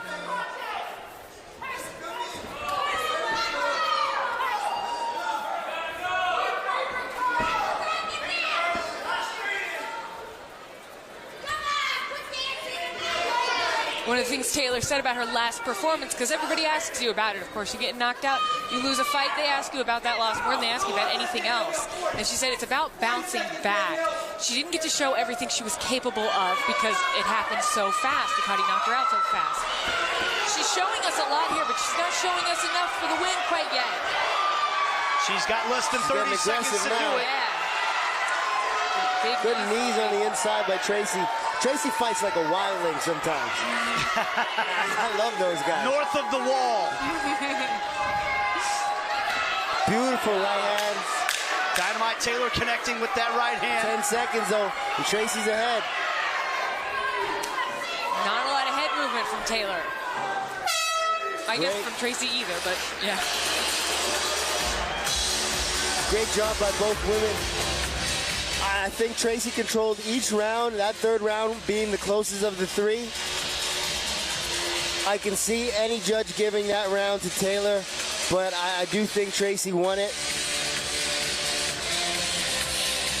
All smiles for Liz the Titan Tracy. She came out in the first round, got Taylor on the ground, hammering away with those hands in round number one. That was the most decisive of the 3 rounds. Yeah, absolutely. Position in that round and with the damage that she did from the top, she controlled so much of that round, and she just kind of rolled that from cruise control throughout the rest of the fight. She doesn't even look like she's breathing hard. No, she doesn't. You know, one of the things she likes to stay disciplined. She likes to stay tight. I want to know what the fans think. Well, let's check in with the final verdict from the fans, and they see it in favor of Liz the Titan Tracy. Let's check in with Joe Martinez to find out what the judges thought. Well, ladies and gentlemen, after 3 rounds, we go to the scorecards. Here are the totals: 30-26, 30-27, and 30-27. All for your winner by unanimous decision, Liz the Titan Tracy.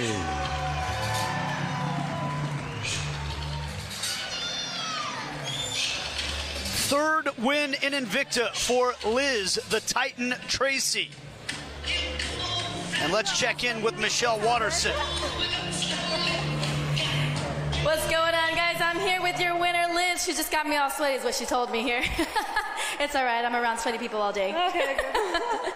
Hey, 3 rounds of a hard-fought fight. Yeah, battle. Absolutely. How are you feeling? Awesome. I feel even better knowing it's Women's International every day. And this is just so special to be here and be able to put women on a pedestal like this and show that we belong here. Absolutely, we belong 100%. Let's talk about that first round. Man, those grappling exchanges were amazing. You got her down, you got your hooks in, you're raining down ground and pound punches. How close was that choke? Really close, but she's a great MMA fighter, so she was able to defend for the moment. If I had a little bit more time, I think I could have got it, but time wasn't on my side that time. It's all right. You still got the W. Anything else for you? What's next for you? I mean, I believe I've shown that I belong here in this place, and I think that I deserve a chance at the title. I've really showed that I'm a champion, and I'm here to be a champion, and I deserve a title shot. Awesome. She's calling for the title. Ladies and gentlemen, your winner, Liz. Give it up. A unanimous decision in favor of Liz, the Titan Tracy. I was thinking the same thing towards the end of that fight, that she may deserve a title shot, but she did not make weight, so we have to consider that. But and that's 2 times now, by the way. But her performance was that of a title contender for sure. Absolutely. You know? She was dominant in the first round, and she continued. She never lost her rhythm. She never lost control of herself. She never got wild. She stayed sharp on the inside, and she worked a strategy. We saw her circling to the left. We never saw Taylor make an adjustment. She circled to the left. She looked for those takedowns, and when she didn't succeed with the first takedown, she got it with the head and arm throw, and did a great job out there. Amen. She may be in line for a title shot, but she's got to make weight.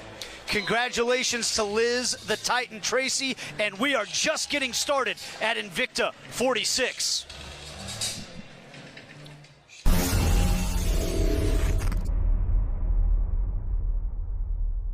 Coming up next is tonight's co-main event.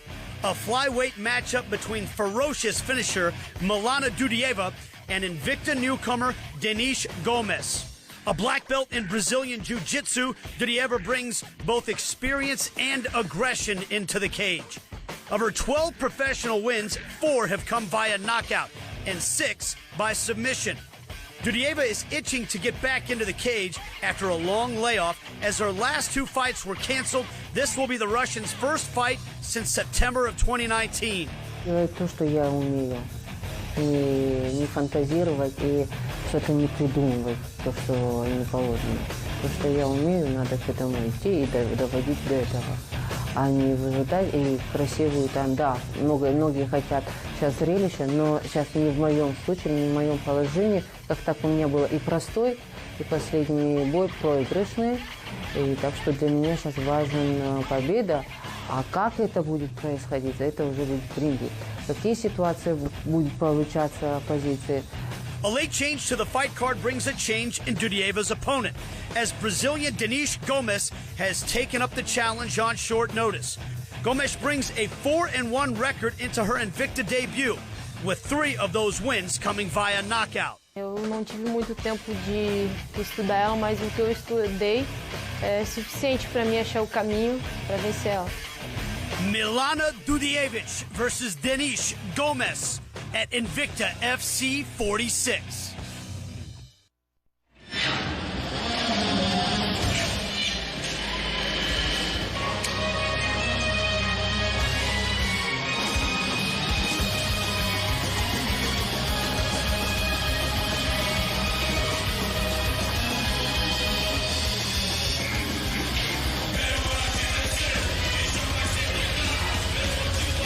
This, ladies and gentlemen, is a wild card walking into the cage right now.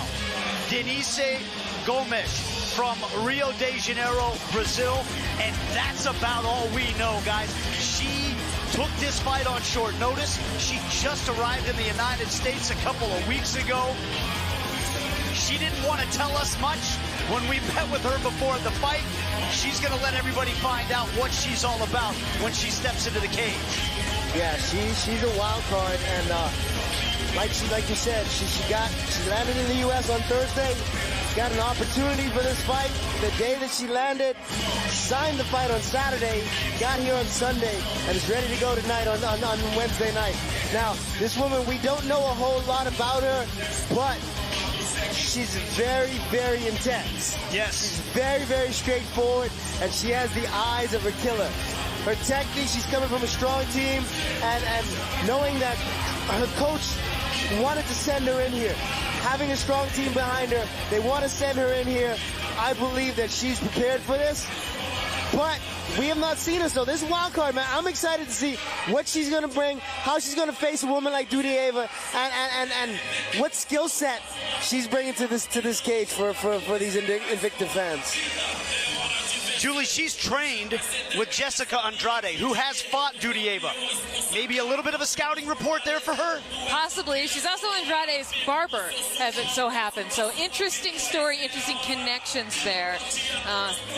What is that barber thing with Johnny Depp, that musical? Maybe there's something evil at foot. Is that Edward Scissorhands? I don't know.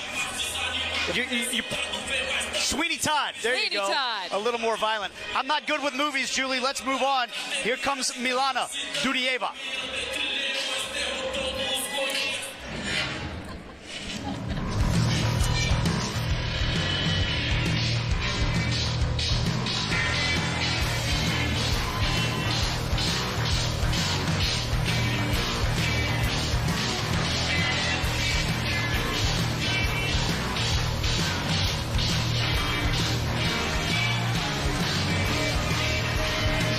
Somebody else who's all about business, guys, Milana Dudieva. She, of course, doesn't have much of a book on Gomes either, and we asked her about it, and she said, doesn't matter to me, it's about what I do once I step in the cage. I mean, that's the attitude you have. That's old school. You fight whoever, whenever, at any time. That, you know, I have to say, Milana Dudieva, I've had the pleasure of calling several of her fights, and I would never, ever want to be hit by her overhand right. I'm just going to throw that one out there. Dudieva, she had a lot of the same attitude. You know, she wasn't... She's excited about the fight, but she was never really animated about it. Just like, this is what I have to do. Now, somebody at this level, a woman, a female fighter at this level from that part of the world, right? I don't know how she does not go by the name Black Widow. Because the way she fights and how dangerous she is, she could be a Black Widow. She could be an assassin. And I'm looking to watch her use her judo and put Gomes on the ground and dominate from that position. But Gomes, man, she's a wild card, and we don't know where she's going to have her strengths. So I'm really excited about this one. Really excited. It's kind of like when I watched Gladiator. I had no idea what that movie was going to be about, and then I was like, this is great. This one's unscripted, though. Time for our tale of the tape, brought to you by Verdict MMA, home of combat. Predictive score fights in real time on Verdict MMA. The Brazilian Denise Gomes, 22 years old. The Russian Milana Dudieva at 32 has a 1-inch height advantage and a 1-inch reach advantage.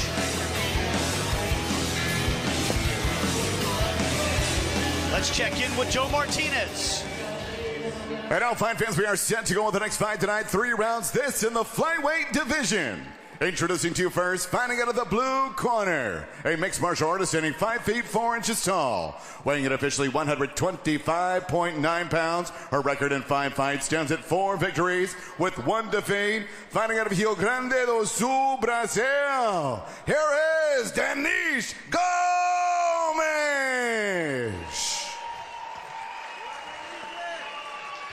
And across the cage stands her opponent, fighting out of the red corner. Her background is in judo. At 5 feet 5 inches tall, she too weighed in officially 125.9 pounds. In 20 fights, her record, 12 victories with 8 defeats. Fighting out of Vladikavkaz, Russia, here is Milana Dudieva. And your referee in charge of the action is Marcio La Selva.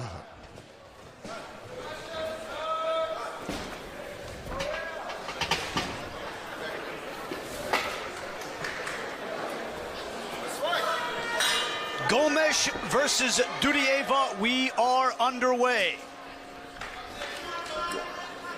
How much of a feeling out process will there be for Dudieva, considering the unknown that is Gomes?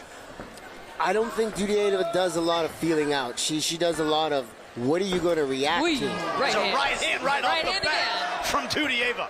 And that right hand was straight. That wasn't even her overhand, which is her bigger punch. There's the right hand again. That's the overhand, and that one looked nasty. Very light on her feet, Dudieva. Light on her feet and very strict with that right hand position. That thumb on the chin, and bringing it right back. Tonight's fight is brought to you by Punch Gunk, naturally advanced pain relief, trusted by the toughest athletes on earth. Get the gunk.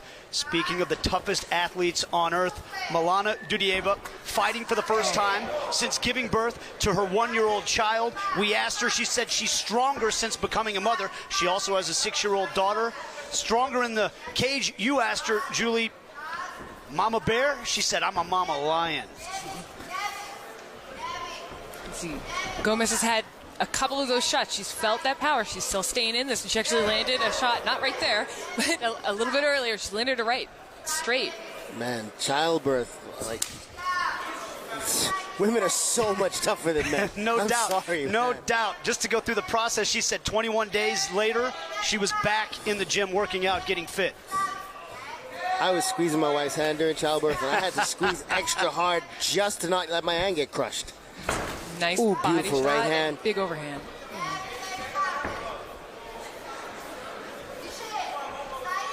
Dudieva is real strict with that hand position. Catching that leg. And working with the right hand while the leg of Gomes. I hope my students are watching this fight because that's what I tell them all the time. You catch that leg, you keep punching. Nice clench position. Look at the way they're wrestling with their heads trying to get in there. Nice knee, but that's knee on giving the the inside, leg. but hands are locked. Oh, there you go. Oh, right in. Oh, almost. She's attacking the leg. She's trying to get to that heel hook. Now, I don't know if the women in Russia compete in Sambo. Look at those big right hands. Dudieva hammering away. That is the problem when you go for those leg locks. You are giving up top position to somebody who can hit you hard. And Dudieva did just what she needed to do. Got heavy on that leg, sprawled it back, and now she's in great position trying to take the back. It's got one hook. Gomes is turtled up a little bit. You see Dudieva on the back, leg hooks in. Doing the Sakuraba double chop from the back. Gomes taking this fight on short notice, and she's in trouble right now. She's got to show us something, or the ref may look to stop this one. It's a long 2 minutes. She is still working the legs. You can see Dudieva. Oh, she's looking. She's trying to cross the ankles. This is an old school ankle lock. If Dudieva can't get her ankles uncrossed, Gomes is trying to fight that rear naked, but keep those ankles. If Gomes can put a lot of pressure on those ankles right now, she can pop. She can straight ankle lock. Dudieva's right foot is on top. That one is the one that's in most trouble. This is another thing where women have an advantage, though. You guys are a bit more flexible. Like, I would have tapped already. Yeah, you know, it's a thing. I know that leg lock is there, but it is. You have to get the right pressure on it. I mean, crossing your ankles, it's a big no-no, but it doesn't always break. Flexibility can be an advantage. 1 minute remaining in round number one. See Dudieva still trying to... Gomes got one leg out.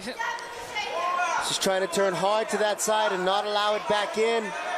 Dudieva's doing a great job hanging on the back. Good control right here. Dudieva's got to control that right arm of Gomes so she doesn't get too late. She's out. I would have liked to see Dudieva swim her right arm to Gomes' right arm and just arm drag herself back to the back control. Yeah. Gomes is trying to pass. Yeah. Now Gomes has the back. On top. Now, nice transition. She's got 26 seconds. Oh, good striking. And that's the thing is, like, once you're on the back, you're punching and you're digging. You're punching and you're digging. See Dudieva trying to get her hips to the mat to be able to turn over. Doing the right thing, but look at the way Gomes is turning her hips. She's trying to go up high. She's looking to attack that arm on the far side. Not enough time. Well, guys, we talked coming into this about how Dudieva would not know much about Gomes, but you, Julie, said you don't know about Dudieva's right hand until you taste it. That's true. She tasted it right off the bat in that first round. She did, and she kept going, and she was getting the better of the exchange on the ground in the end. Like, she was able to reverse and get on top. I don't think Gomes is scared of much. I think tasting that power, all right, she's aware of it. I think she's going to go right back at it. But we see, I love that right hand of Dudieva. I mean, it's like I want to put it in a museum. And again, grabbing the leg, continuing to fire. I like the way Gomes is still fighting back right there, trying to reestablish her position. She gets her legs to the ground. And this clinch exchange, both of them fighting with their foreheads and fighting with their arms for position. Dudieva is able to wrap both arms around her legs, take her to the ground, but was unable to mount. And you can see when Gomes is going for that leg lock, she actually had interesting position for a sweep, but suffered a lot of damage. Now, definitely here, Dudieva is in control, and Gomes is getting a lot of the damage. But at the end, she did reverse it. Round number 2 underway. Eve, what did we learn about Gomes after the first 5 minutes? That she's not going away easily, and that she's going to fight back. She got to that back control, and she's a threat also on the ground. Dudieva got to good position in the first round, so if Gomes does, Dudieva could be in trouble herself. Kansas judges giving the first round, all 3 of them, to Dudieva. And now verdict, seeing it the same way. Oof. The Russian taking round number 1. A little bit less disciplined with her hand position there, Dudieva. She's getting a little bit wild. Combination from Gomes that time. Beautiful step out angle too. I would like to see a back fist off of that angle change. Or even a back kick with the left leg. Swinging hands from Gomes. And an answer from Dudieva. Dudieva looks a little tired there. She had a hard weight cut, Dudieva. I gotta assume Gomes had a hard weight cut also, taking the fight on such short notice. Wow. She's just staying right on her. Yep. Not scared of that right hand. That pressure, man, that pressure. Oh, nice. That pressure can break you, bust pipes. Body shots from Dudieva this time. Left kick from Gomes, who's showing what she's made of already. What happened? She got kicked low. Oh, I missed that.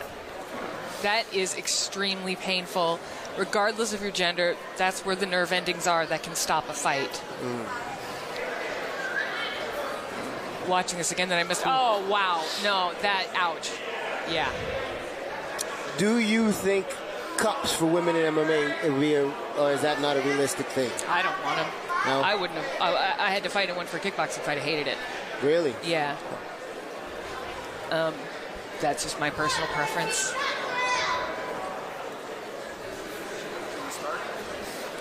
Is it more difficult? You mentioned regardless of gender, Julie, it's painful. Is it?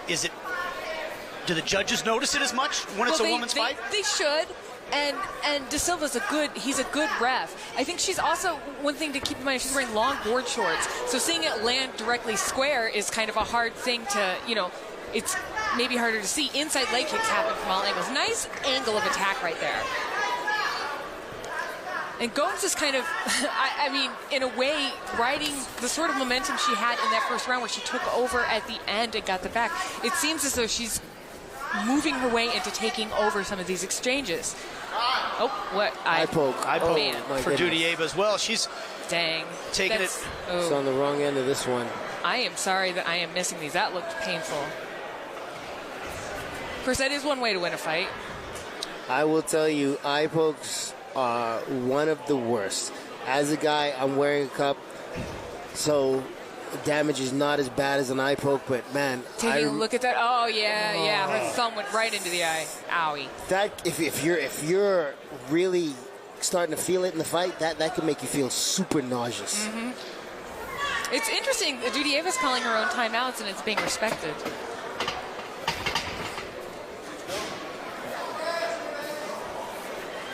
Referee Marcio La Silva getting the action back underway as we are halfway through round number 2, and it's been a tough one for Milana Dudieva. I feel like Gomes is wide open for a leg kick. Just a hard one. And you hide that behind a combination, I mean, you could go all in with it. You can see Dudieva blinking. She lands one of her own. And one of the things is, you know, Dudieva's hair is kind of getting in her way, I think, a little bit. Well, she's getting to know a barber who's out there right now. I was wondering about that because I was like, that hairstyle doesn't look like the best for a fight.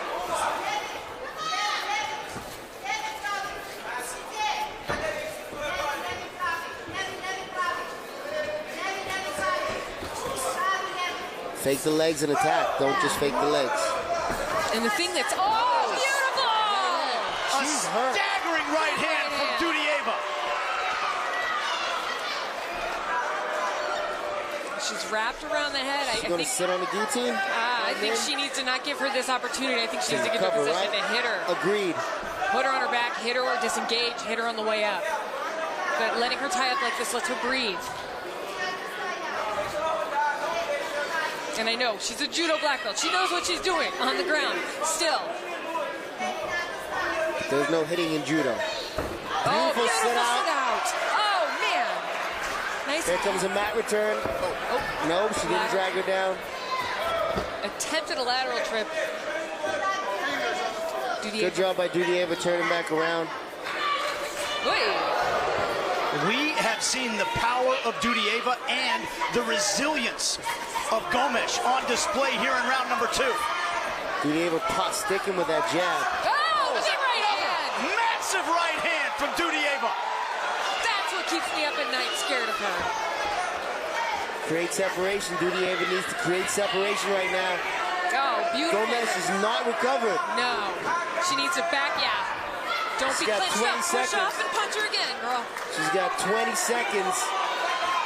Gomes tying her up. Gomes is going to recover. Nice. She's going to make it out of this round. She is. Now this is the real thing. Sometimes you get rocked and that 1 minute break is not enough. If you get back in Takedown at the very end. A 1 minute break is not enough. Sometimes one more big shot puts you right back on court street. Well, Dudieva took a low kick, a poke to the eye. She answered with 2 knockdowns all in that round. She did, and she's visibly tired right now. That's something to keep in mind going into this. Gomes is young. Again, she's a little unknown. If she can recover from those 2 strikes, she might be able to pull off a finish in the 3rd round. And let's once again remind everyone, this is her first fight back after delivering a child. And she is vying to become the first ever Invicta fighter to win a fight directly after giving birth to a child. We've been told that by the truck. 3 fighters have tried. And boy, you talk about the highs and lows for what Dudieva went through in that round. After the poke in the eye, though, she came back out firing. She's off to a good start as far as being the first female to give birth and come back with a W. Oh, beautiful. But she, like you said, she looks a little tired, a little worn. She's going to have to keep her hands up, stay strong for another 5 minutes, potentially land another big shot. And if she does hurt Gomes again, she's got to be smart about the finish. Oh, my gosh. Not crowd herself and allow Gomes to tie her up and recover. Here we go. You want to get out of there. We did not know much about Denise Gomes before this fight. Through 10 minutes, we have learned that she takes a shot and gets right back up.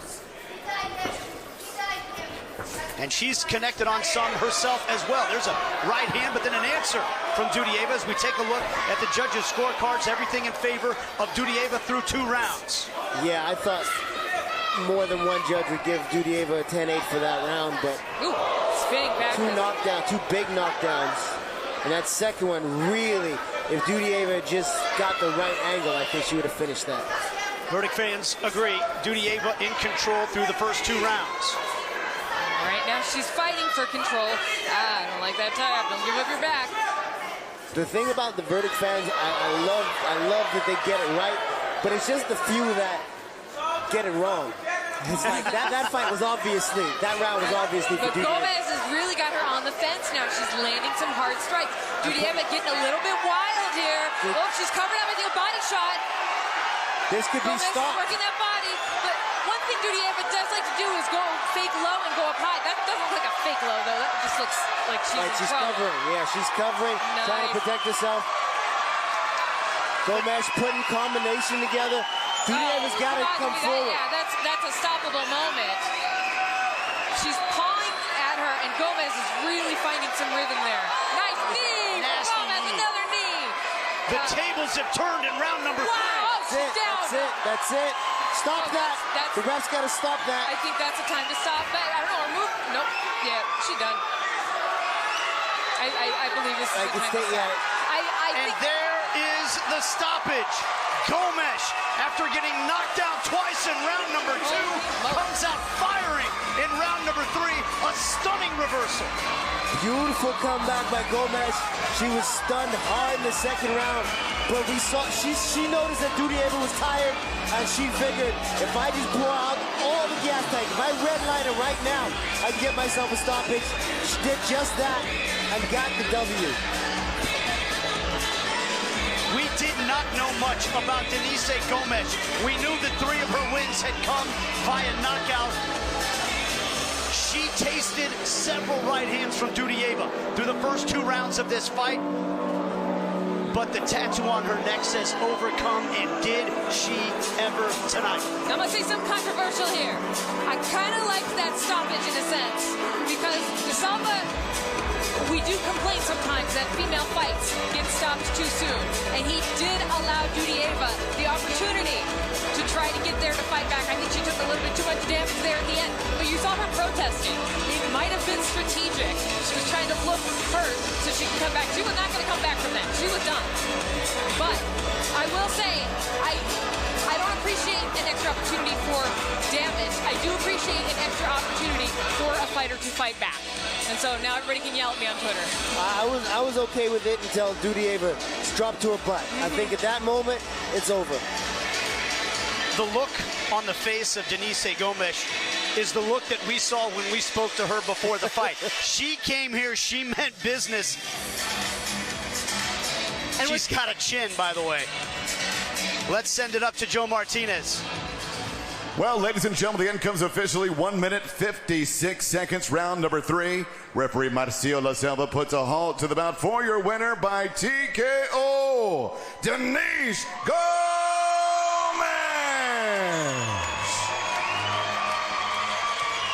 Took the fight on short notice, suffered through 2 rounds, and then took the fight over in the 3rd. Let's go to Michelle Watterson. Hey guys, I'm here with your winner, Denise. First of all, you took this fight on such last minute. What a journey it's been. You came over here, moved, took the fight, came in. It was such a war, and then you come to win the 3rd round. How are you feeling? Parabéns, Denise, pela luta. Você pegou a luta de última hora e foi uma grande guerra. Pô, uma guerra. E aí, como você está sentindo? Tô me sentindo bem. Acho que saí com a vitória, mas eu queria entregar mais de mim, consegui só entregar no final. Acho que eu tenho muito a melhorar. Minha primeira luta aqui no evento e com certeza as próximas serão melhores. I'm very happy with my performance. I know that I have a lot to improve and my first time here in Invicta, but I want to do my best to stay here in the Invicta. You absolutely have the heart of a fighter. Going into the 3rd, did you know that you were down on the scorecards? Você tem coração de leão. Indo pro 3º round, você sabia que estava atrás? Sabia. Sabia que estava atrás, sabia que tinha que entregar tudo de mim. E eu não tinha outra saída a não ser vencer. Yes, I knew that I had to give all of me, and I knew that I had to stop her. That's exactly what you did, you guys. Oh, one more word. Yeah, go for it. Queria agradecer a minha equipe PRVT, agradecer ao meu mestre Juliá de Paraná por ter abraçado meu sonho. O mundo precisa de gente como você que abraça o sonho de quem não tem nada, que chega só com sonho. E eu queria te agradecer, Juliá de Paraná, agradecer a minha equipe toda, agradecer ao meu mestre Danielle, agradecer todos os meninos, todas as meninas, PRVT Gear, PRVT Boys, agradecer a Fernanda Febueno, agradecer a Carol Rosa, todas as meninas de coração, porque a gente não chega em lugar nenhum sozinho e eu ando com os melhores, né? I want to thank everybody. I want to thank my master, Guilherme Paraná. I want to thank my master, Danielle Toesca. I want to thank my friend, como é que é o nome dela? Fernanda Bueno. I want to thank my team. I want to thank the girls, the boys, everyone. I want to thank everyone. Yes, absolutely. It does take a team. It's great that you acknowledge that. You guys, your winner by TKO, Denise! Get it, girl! What a show she put on tonight. And guys, that last statement was more than she said in the last 3 days since she's been in Kansas City. She did her talking in the cage. The Demon Barber of Brazil, I think, is what we have now. There you go. She really did a great job out there tonight. She took 2 big shots in the second round. She fought back in the first round when she got taken down. Here we see Dudieva putting her back to the fence. They get into that clinch scramble. Dudieva takes her down, takes her back, and just ground and pound strong. Gomes was able to come back, but in the second round, she took these 2 big right hands on Dudieva. Those right hands scare the heck out of Julie, but Gomes was able to take them and come back. And look at this, pour it on, change levels with her shots, work the body, go back up top, and right here with these knees, Dudieva goes down, and then she just continues to pour it on. She's not going to relent until the referee steps in, and she walks away with that W on her first trip here inside the Invicta cage. Brilliant performance from a young dark horse fighter. Excited to see what she does next. It's been an incredible night here at Invicta FC 46. And of course, we talked about it a few times. Today is the day after International Women's Day, and this is Women's History Month. And we talked about the founding mother of Invicta FC, Shannon Knapp. I called her a Hall of Famer earlier this week, inducted into the International Sports Hall of Fame in Austin, Texas. What a moment for her. And Julie, I'll let you speak on Shannon because you could do so even more than me. What an incredible ambassador to this sport and to women's athletics. An incredible ambassador of the sport and somebody who has been in the trenches of MMA long before people recognized her. I remember her from the Sure Dog forums, Boss's little sis. Shannon Knapp has watched the way women were treated in the sport. She has watched the way people spoke about them, and she decided to do something about it. She decided to create a league. A cage of their own was, I believe, the original catchphrase for Invicta. And I can't say enough good stuff about what she has done, what she has sacrificed for this show. Shannon Knapp, Hall of Famer, Hall of my heart famer, really.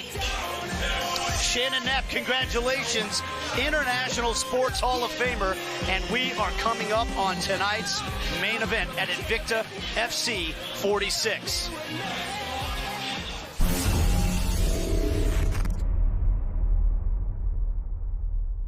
Coming up next, it's tonight's main event. The Invicta FC Flyweight Championship of the World is on the line in a rematch between title holder Karina Rodríguez and challenger Daiana Torquato. In the first matchup between the two, Rodríguez rode a second-round knockdown to a decision that gave her the first championship belt for a Mexican fighter in Invicta FC history.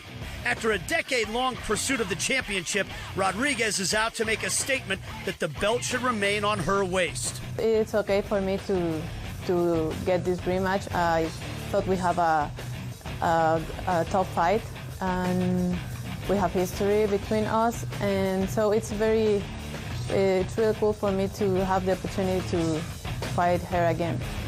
Meanwhile, the challenger Daiana Torquato did not expect to receive a shot at a rematch quite so soon. She was originally scheduled to take on Dudieva in tonight's co-main event. But when the opportunity came to take another swing at the title, Torquato pounced on the opportunity. Dessa vez eu melhorei minhas habilidades, eu sei pouco mais onde tem que entrar, eu acredito que ela vai querer controlar a distância e fugir pouco da luta igual ela fez outra vez. Mas eu busquei a luta o tempo todo e dessa vez não vai ser diferente, só que eu tenho pouco mais de visão de onde buscar nos momentos certos e eu pretendo fazer isso dar certo nessa vez. Coming up next, it's a rematch for the Invicta FC Flyweight Championship of the World. Rodríguez versus Torquato Part 2, live from Invicta FC 46.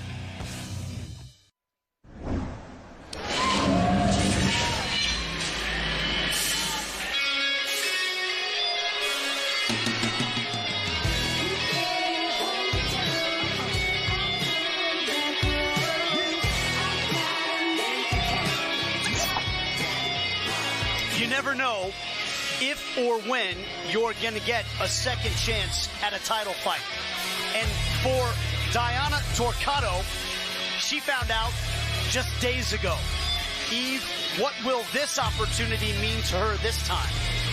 Man, this is a rematch for her. Whenever you lose, especially a close fight to someone else, you want that back. You want to get it back. You want to get back in the gym and work on the things that you feel would have won that fight for you. If she did that and then this opportunity presented itself for her, it's like Christmas coming early, right? Because now she has the chance to go in here and chain wrestle. She has the chance to tie up Rodríguez and land big shots on the inside. So if she can make those small adjustments that cost her the fight last time around, she can walk out of here as a world champion and be proud of being able to get back in there and get that win back. This is going to be a tough one, but we know she's not the kind of woman to back down. She came forward the whole fight last time, even though she took some punishment, she dished out a lot of punishment, and she's looking to get her hand raised and walk away with the belt tonight. She told us the people want to see a war. It was a war the first time these two fighters met up here in Kansas City, Kansas. It's going to be a war here again tonight.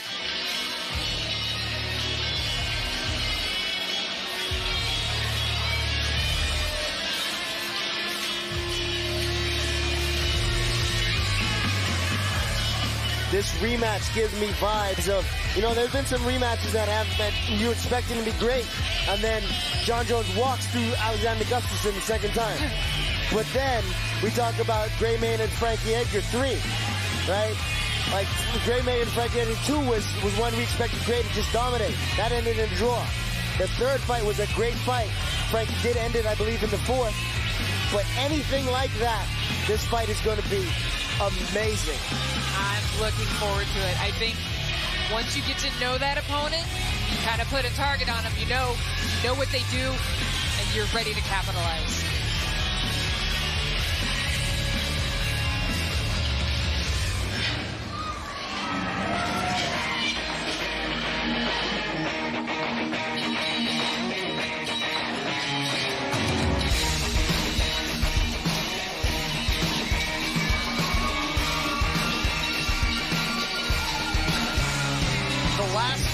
Karina Rodríguez stepped into the cage.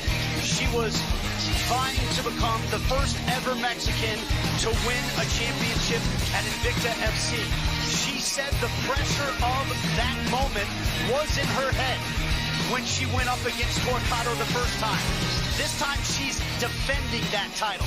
How different is it? I think, you know, what's interesting about that is it was a hard road to the championship. The first time out for the flyweight title, she didn't make weight. It wasn't a title fight. Second time, she kind of had that to make up for and to carry the pressure of being the first Mexican champion. Now, she is having fun during fight week. She is here to have fun. She's here to fight. She said it's not that she doesn't care about the title, but she cares about the fight. She cares about the process. She said, I was surprised by the last-minute opponent change, but I'm a fighter. If before I was a champion, I would fight everybody in front of me. I'm the champion. It's my job to fight everybody in front of me. Bring her on. I want to finish it this time. I want to show that I will beat this girl decisively. This fight, we talked about it. We watched the last time out. Both of these women have improved. They're better. So I expect a better fight. Like, I don't know how you get better than what we had last time.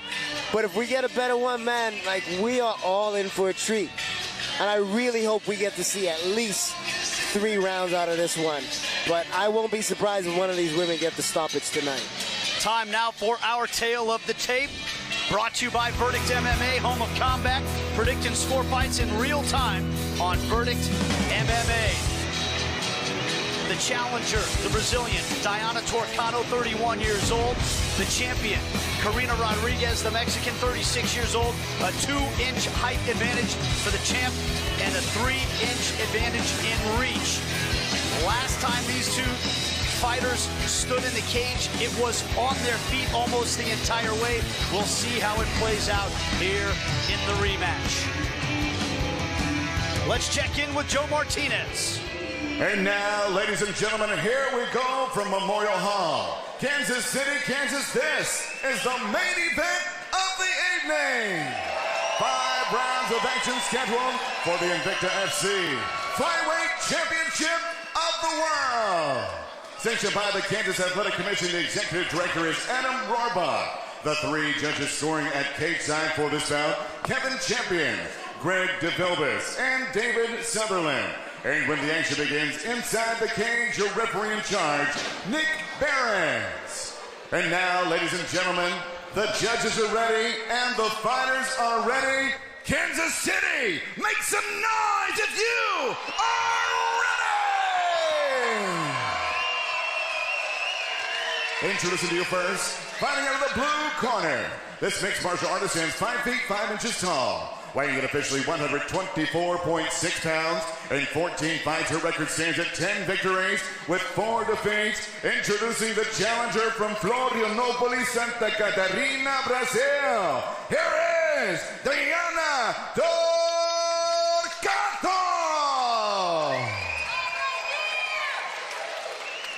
And across the cage, her opponent fighting out of the red corner. At 5 feet 7 inches tall, this mixed martial artist weighed in officially 123.8 pounds. In 13 fights, her record 9 victories with 4 defeats, presenting the reigning, defending Invicta FC Flyweight Champion of the World, La Hija de Puebla, Mexico, Karina Rodríguez.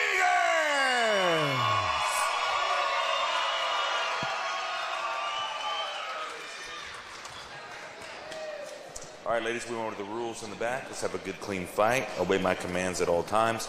Most importantly, protect yourself at all times. Touch gloves now if you want. On my command, come out fighting. Nick Behrens, our referee. We have had 4 fantastic fights already tonight, and this one will cap it all off for the Flyweight Championship. Daiana Torquato versus Karina Rodríguez from Kansas City, Kansas. Nate Bucati along with Eve Edwards, Julie Kedzie, and Michelle Watterson. The rematch. Rodríguez versus Torquato. It was a war last time. We expect a war again. Well, Torquato mentioned in her pre-fight interview that she made some changes. She got some new training partners, some of the best in the world, and if she's right about that, she should have some advantages coming into this one. She had a few small advantages in the last fight, but Rodríguez was able to take more advantage of her advantages in that last one. So let's see what adjustments Torquato is going to be able to make. And you can see Rodríguez is circling right. I love the way she uses her right hand as a jab at times. It's her real power strike. That's what put Torquato down in the last fight. But she fakes with it a lot. Oop. There's a right hand from Rodríguez. Double jab right hand. Good way to, as a beautiful entry.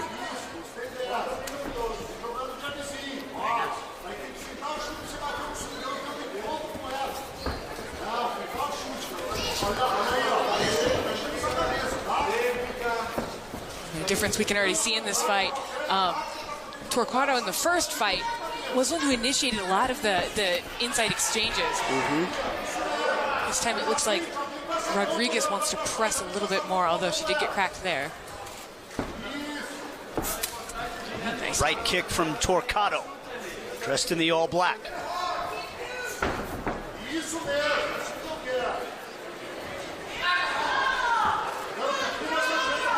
Rodríguez was philosophical when we asked her about the pressure of defending that belt. She said, look, you never know when your last fight is going to be. We choose to be here, so I'm going to enjoy every aspect of it, from the training to the weight cut, to talking to the media, to stepping into the cage.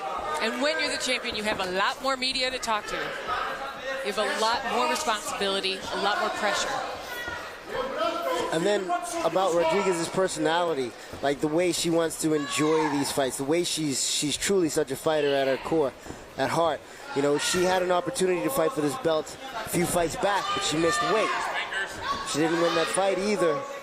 But now, then she had the opportunity to fight for the belt. She made the weight. She won the belt.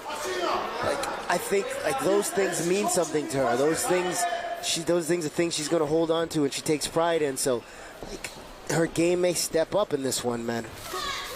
She does look a bit sharper already. And I'm liking the fakes and feints from Torquato. I think she's doing a good job of trying to, well. And now up against the cage is Torquato. Yep. Ooh. Got some knees. That was one of her big strategies during the last fight, was to get Rodríguez to the cage, get her in the clinch, and get her to the ground. And just wasn't able to really get Rodríguez to the ground much in the first showdown. Right, she was not. Rodríguez was able to defend the takedowns well, break out of the clinch. And I think one of our storylines has been the people striking off of these clinches. When the clinch disengages, the first person to strike, we like. We enjoy I like them a lot. Yeah. They're my friends. It's easy to remember. The first one that strike, we like. I think Torquato's definitely trying to time that right hand, left hook off of Rodríguez's forward movement.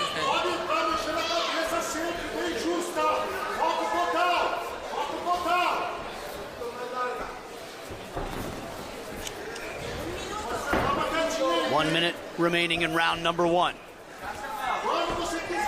Are we seeing a patient approach from both sides so far? Yeah, I don't. Well, as soon as I say that.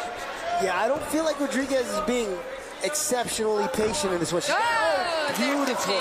That's what she's looking for in the first fight. Now, let's see what Torquato's top game looks like. She's got a short time, though, only 40 seconds to work. She has a Brazilian Jiu-Jitsu black belt, which is in MMA. See that bruise on Rodríguez's leg? It's just above the knee on her left thigh. Torquato told us she had some surprises in store for this rematch, and this is a place we did not see the fight the first time around. Right, and this is a place where she works extremely well. Being on top and doing some damage. Good underhook there from Rodríguez, trying to get back up to her feet. Turning her head away, it's going to get a strike. Oh, and Rodríguez is the strike off the disengagement. A right hand from Rodríguez to close out round number one, but Torquato, got a takedown in round number one. Man, we see adjustments from both women since the last fight. And Torquato worked for the takedown from the clinch. She didn't just shove Rodríguez back up against the fence, let Rodríguez frame, pummel in, and make separation. She worked it to the mat and did a little bit from the top. But Rodríguez also, she's been a little more aggressive. She's been a little more first. She steps in with that double jab in the two, landed that quite a few times. Beautiful, beautiful job in there. Like here's the takedown. So right here, you see Torquato tie her up, and here's the trip on the outside, keeping that pressure to that side. We saw Rodríguez look like she was about to defend that, dig the pummel, but here, right here, beautiful outside trip, get to that top position, and drop her weight and stay heavy. That could have been enough to win her the round. The round was very close. I see the fans. I can't wait to see what verdict says about that round, because I see that going both ways. No one was in real control in the striking. I feel like Rodríguez did a good job, but I can't say that she definitely won the stand-up portion of that fight. 1 round in, 4 rounds to go if it goes the distance. From Memorial Hall in Kansas City, Kansas. Flyweight championship belt on the line. Defending champ Karina Rodríguez, the contender Daiana Torquato, and it's split by the judges after round number 1. 2 of the 3 judges scoring it for the defending champ Rodríguez. And verdict, the folks at home, a slight edge for Rodríguez as well. I'm not surprised. That's what it feels like to me.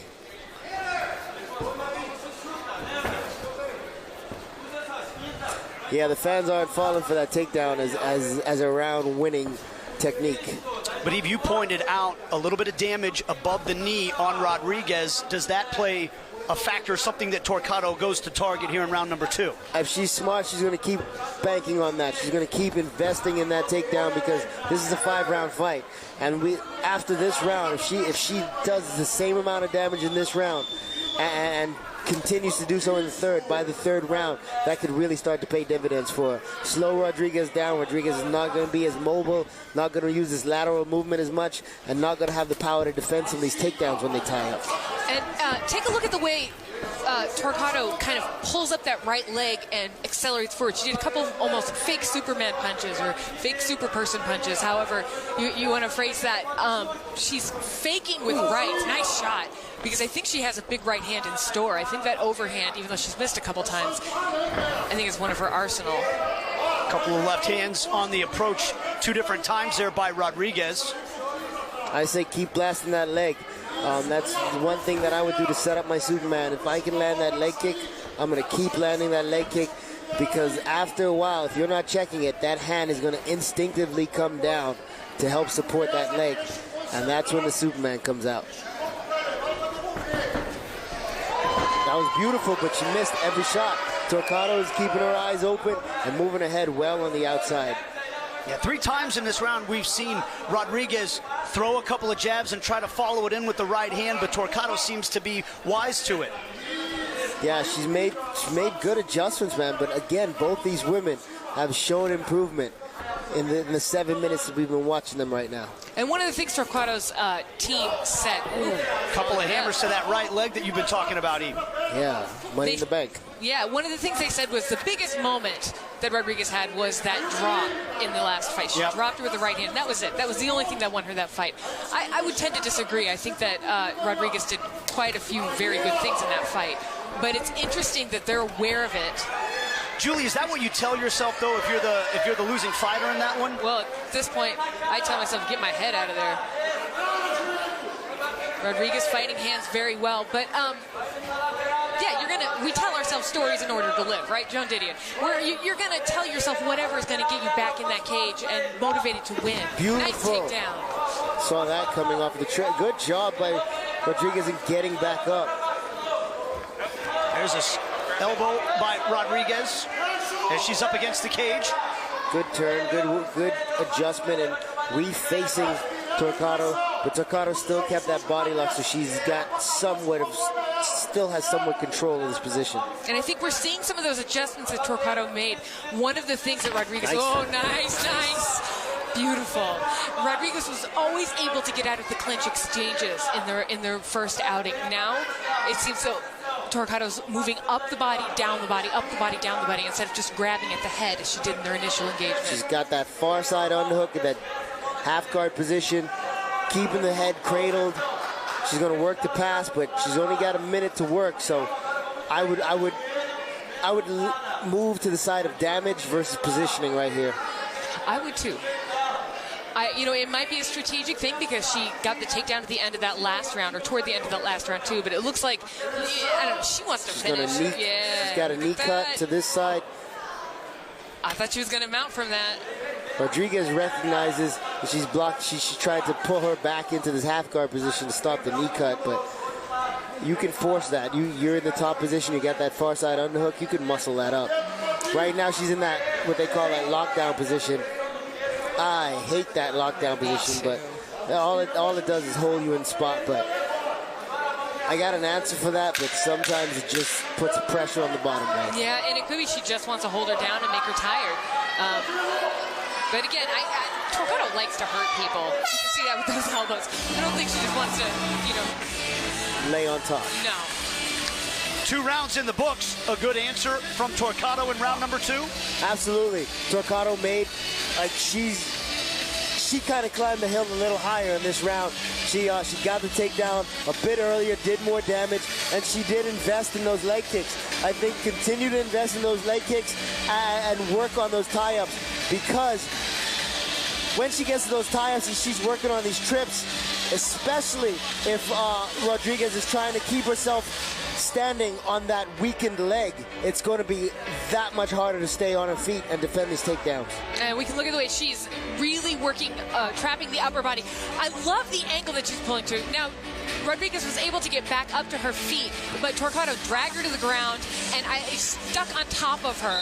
Here's where the takedown happens. She wraps up that leg and tips her over backwards. And that's actually the first takedown of the first round. It is that tilt to that back right corner. I think it's the back right corner of Rodríguez that she's able to do each time, where the pressure is on the top and the tilt is on the bottom, and I just love it. I love the way she's expressing her entire body in that move.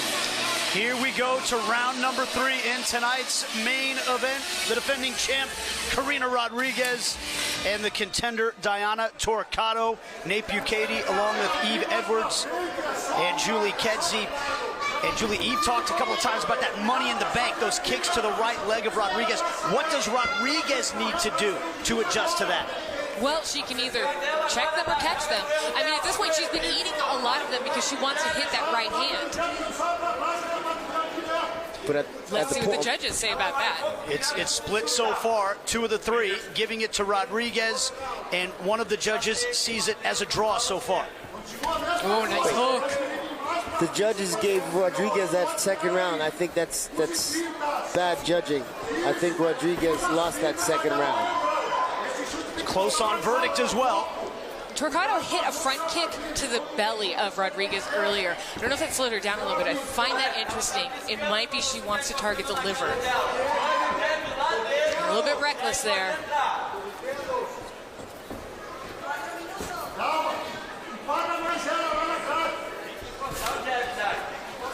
There is some swelling, it looks like, on the right cheek of Rodríguez. A nice spin out defense, but Torquato has the head.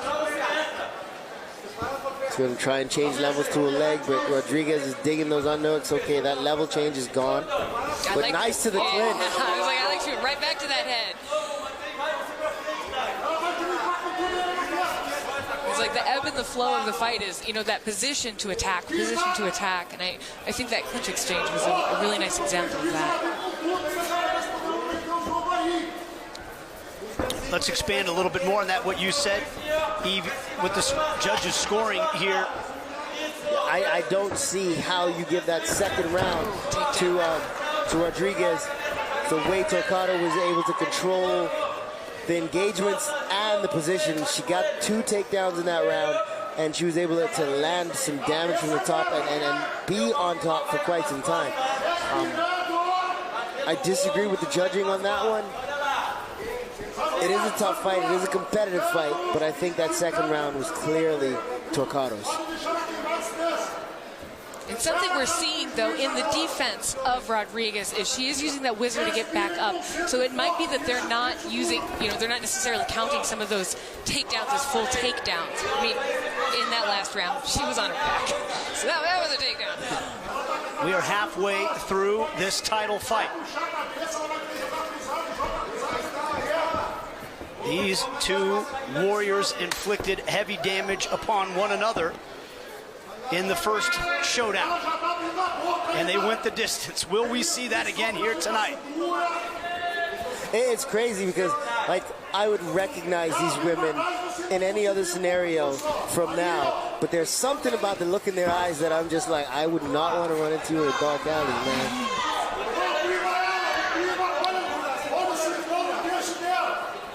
Well, there's history between the 2 of them now as well.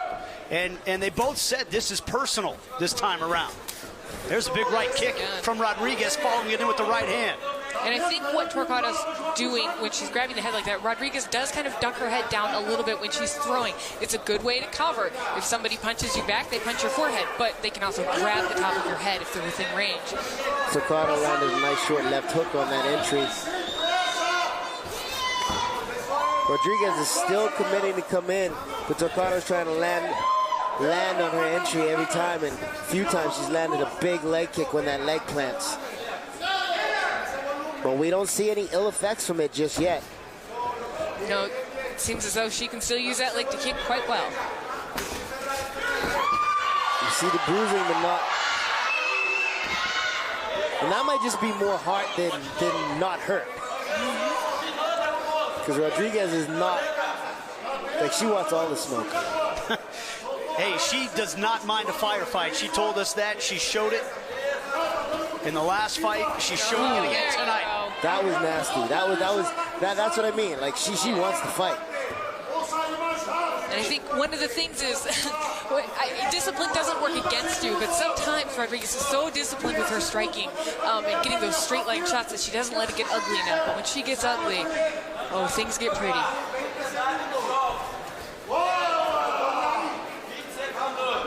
I guarantee you, if we weren't in the modern era, both these women would be out on the battlefield in any war. But their tribesmen or countrymen were. Notice that kick back, semi-check. Oh, nicely done. Round number 3 comes to a close. Let's see. This round, I can see that round going to Rodríguez. But now, I believe the judges are going to see that round going to Rodríguez, and that puts Torquato down 3 rounds.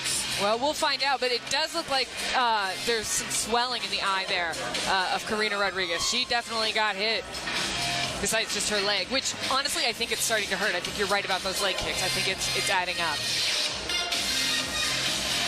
Yeah, there's a point where toughness subsides to the pain. Or not even necessarily the pain, just the fact that the nerves are dead and the muscles don't react the same way. You can see she's aware of that kick now. She doesn't always check it, but she's aware of it. You can see she's getting mad at the end of the round. I think I really like a mad Rodríguez. When she just kind of bites down, starts to throw. I think Torquato isn't mad all the time. I just think her emotions and the way she expresses herself in fighting, she just lets go all the time. Torquato is such a fun fighter to watch. Julie, I remember at the end of their first fight, you were saying both these women are willing to go another 5 rounds, and I'm happy to see it, and we're getting to see it now. So thank you for putting that out into the universe. Round number 4. As we take a look at the judges. So the judge was the scoring shown in error? Yeah, this looks like a reversal here. All of a sudden, we've got a corrected scoreline. Torquato up on 2 of the 3 judges' scorecards here. Okay, and that's how I would have it scored right now. 29-28. See what the fans think via verdict. Yep, I agree with that last round for the fans too. I think more people voted for Rodríguez than I expected in that one, but oof, big shot there from fans Torquato. got it right.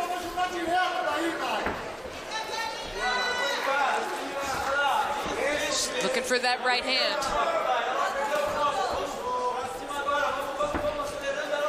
Well, we've got the live scoring system here, and we have the updated score now that changes the picture just a little bit. Good pummeling here by both women. Good hip action by Rodríguez to turn that corner, but Torquato is still in control, keeping that clinch on that outside with her left arm and keeping Rodríguez up against the fence. She should fire that right knee right now. She's got a position or an ability to do a snap down right here, right around the head. Nicely switches done off there. to the leg. And I've always liked the way Torquato grabs the head, although I think it's very risky. That makes my heart smile. Love those elbows. You're a vicious person, Julie I was thinking the same thing. Hey, they came here to do a job, and I like when they do it well. That's exactly what Rodríguez said. We choose to be here. And she connected with that right elbow. We choose to bruise. Well, and both fighters have shown that here tonight. And what I was saying about Torquato's head is she's using it more in the clinch as a controlling point. She's grinding it up a lot more. Instead of just grabbing Rodríguez's head in the clinch and looking for her strikes or looking for a takedown, she's actually pinning with the head as well in some exchanges. That's an extra element that can be so frustrating to deal with, especially with braids.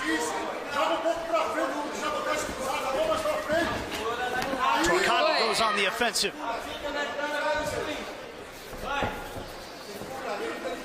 Halfway through round number 4.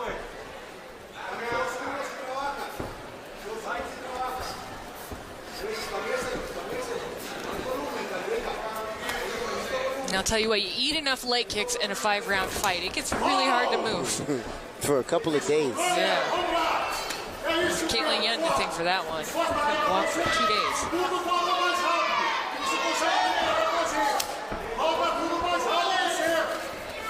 Torquato is fighting as a fresher fighter right now, although Rodríguez certainly is still firing, still in this. That was good footwork by Rodríguez, pressing after that combination and keeping Torquato covered, keeping Torquato's back on the fence. I like how she moves in front of her opponent, not allowing her to take that real estate around her.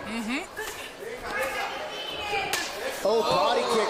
But Torquato catches it, pulls herself into a single. Now this is what Rodríguez was defending very well in the first fight. Head inside single, but this is the head outside. Where does Torquato go from here? Is she trying to turn to the back? She's got that, get that angle. Oh, wow! Big, powerful move, and she gets the top position. That little scramble right there. Yeah, that was great. You know, Rodríguez read that takedown, kind of got on almost the top position and then lost it there. Fighting's hard. For the second time in this fight, Torquato has gotten this fight to the ground with 1 minute to go in the fourth. You can see Rodríguez is stretching her body out to get more leverage for those elbows. Torquato up now. Her arms are down, but I think she's confident enough in her jiu-jitsu that she doesn't really feel fear for an arm bar when she's butt up and head down. It's crazy because sometimes it's tough. I'm still coaching and I'm watching this fight and I see an opportunity and I almost shout it out at the fighter. It's okay, it's color commentary, you can. I'm just shouting out to the fans. Yeah, we're telling the fans. It's gone now. Oh, nice up kick. Rodríguez is back on her feet. Final seconds of round number 4. She's got to start feeling frantic now. There's a right hand from Rodríguez. Good gracious. Oh, that was a good round. I'm gonna wait for the judges to make a call on this one. Oh, look at Rodríguez, so mad. I'm leaving this one alone. I'm leaving this one alone. There's some blood on the face of Torquato. I don't know where it came from. I'm expecting it's from the elbows. I think it's the elbows from inside the guard. Yeah. I don't know, Julie. The way I'm feeling right now is, I'm going to say it going into the 5th round, like you said it last time in the 5th round. But we might have to see 5 more rounds of this one. And looking at some of the exchanges, there's that elbow that just brought me to bliss right there from off of the exchange. And then that takedown, Torquato pulls her down. Rodríguez reverses, gets on top, and loses position. She doesn't get that hook in, and Torquato's able to twist. She's able to Torquato out. That was a torquing joke. Big striking at the end there, but that up kick from Rodríguez, man. She was able to Torquato her way out of that one. Julie, we've seen your English literature background come to the forefront a couple of times tonight, and I'm here for it. It's creative nonfiction. I make up true stories. Well, truth is more entertaining than fiction many times, and this is a real-life battle taking place at Memorial Hall in Kansas City, Kansas. The 5th and decisive round of this championship fight as we take a look at the judges' scorecard. I was hoping that we were going into this one even, and I hope they both know that. Because Torquato puts everything on this round. It's a 1-round fight. What are the fans saying? What's the verdict?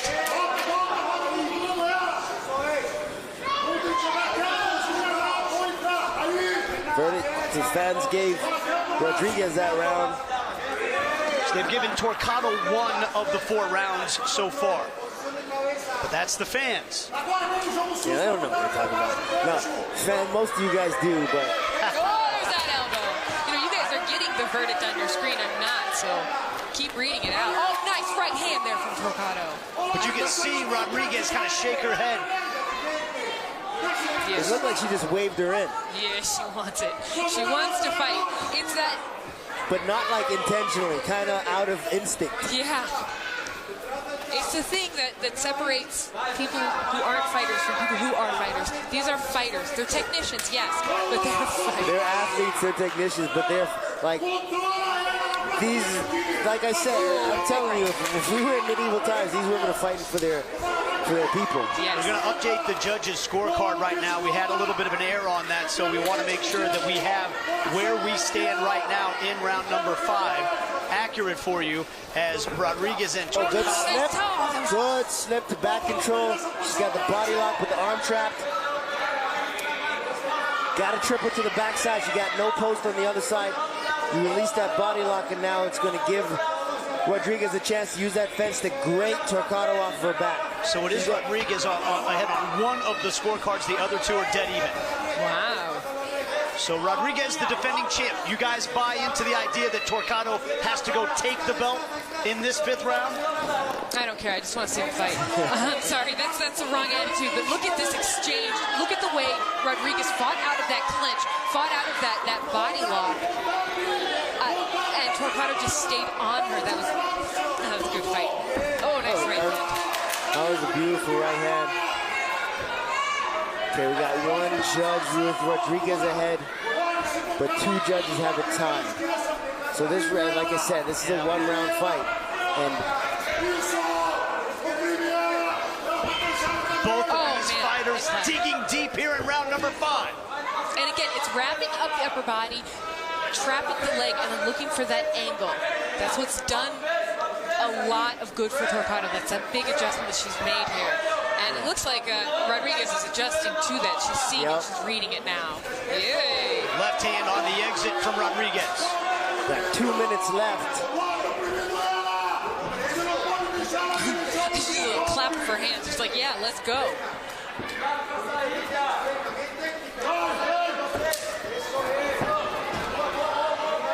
And I think Torquato, she wants us to go to the ground. She loves exchanging with those hands, but I think she knows on the ground this is where she really, really needs to be to get that finish.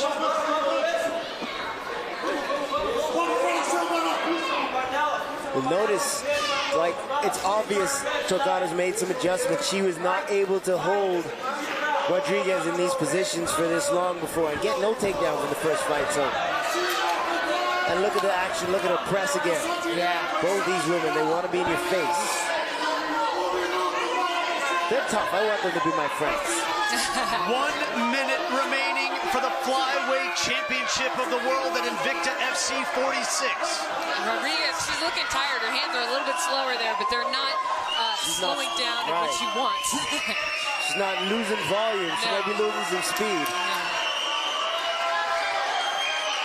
You cannot question the heart of these 2 competitors. 30 seconds to go. Nice. You know, in Invicta 1, Ketlen fought Leslie Smith in a fight that was just epic, and I'm seeing this as that kind of epic level fight. I think this is beautiful. Rodríguez is showing so much heart right now. Look at all that sweat dripping off of the cage. Yeah. She came flying in with that right hand. Oh, nice knee there. 10 seconds. See both of them digging. One more chance for a big shot. Oh. And there is. Man, I don't know. There it is. Let's just sign up for part 3. I'm so down with that. If Torquato wins, Torquato gets her hand raised. Like, they got to do this again. They got to do it again. Oh my! I don't know what to say. I enjoyed that. That was a great fight. Going into that 5th round, that was 1 round wins that fight. Yeah. Woo. You know, it's the kind of fight that it shows you who you are as a human being. 100%. And both of these are human beings with a tremendous amount of heart, and I mean, that's what female fighting is, guys. Well, it's obvious that they poured themselves into this. Yes. And that's what it is. They're doing what they're supposed to do. I love it. You know, the first time they fought, it was a grinding fight. It was a little, I don't want to say it was as action-packed, because I don't think it was. I think their adjustments just show how much you can evolve as a fighter, how much you can grow. And you don't get to see that as often. Their last fight was like one of the Avengers movies in a comic book. Well, not one of the Avengers, one of the Avengers stories in a comic book. And this fight was like it was in the movie. I hear ya. Let's find out what the fans on Verdict think. Rodríguez is the winner by their estimation. But theirs isn't the one that decides where the belt will reside. For that, let's go to Joe Martinez. Well, ladies and gentlemen, after 5 rounds, we go to the scorecards. Here are the totals. David Sutherland scores at 48-47 Torquato.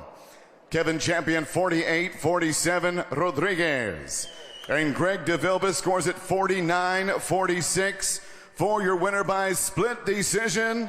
And still, Invicta FC Flyweight champion of the world, Karina Rodríguez.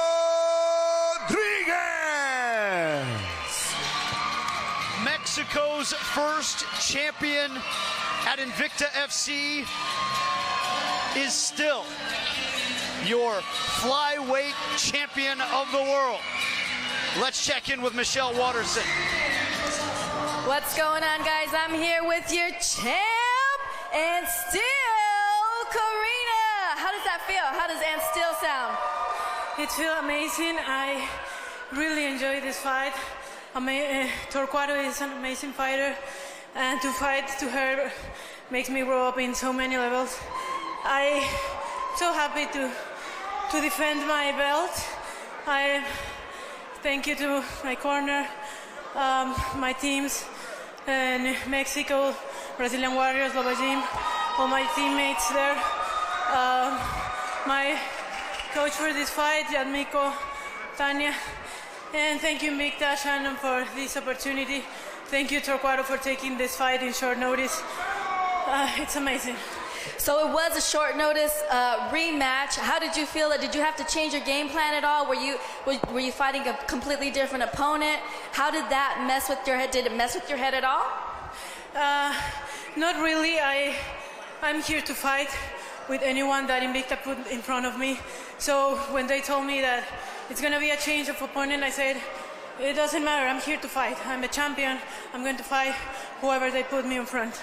Absolutely, that is the mentality of a champion. Ladies and gentlemen, your champ, Karina, you guys give it up!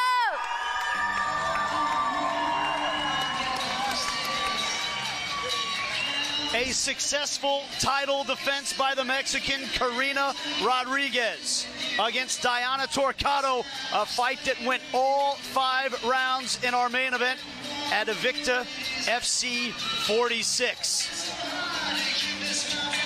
Man, this is a beautiful fight from beginning to end. We saw Torquato show us that she made some adjustments, do some damage, get some takedowns, but Rodríguez was able to still come forward and fight back in a lot of these situations. On those breaks, I think Rodríguez is more aggressive on the breaks and did more damage, tried to put more punishment on her opponent who end those splits, but Torquato still did a very good job in a lot of those situations. And both these women, man, they really stepped up their game. And I honestly, I would not be surprised to see this again. Torquato just showed that she belongs in there with the best in Invicta and potentially the best in the world, and I expect to see her again competing for that title. If it's not against Torquato, I'm sorry, if it's not against Rodríguez, it's going to be against someone else. Karina Rodríguez is the champion. Daiana Torquato is an amazing fighter, and I think that's a story we really need to come out with this. Her adjustments, the way she's evolved.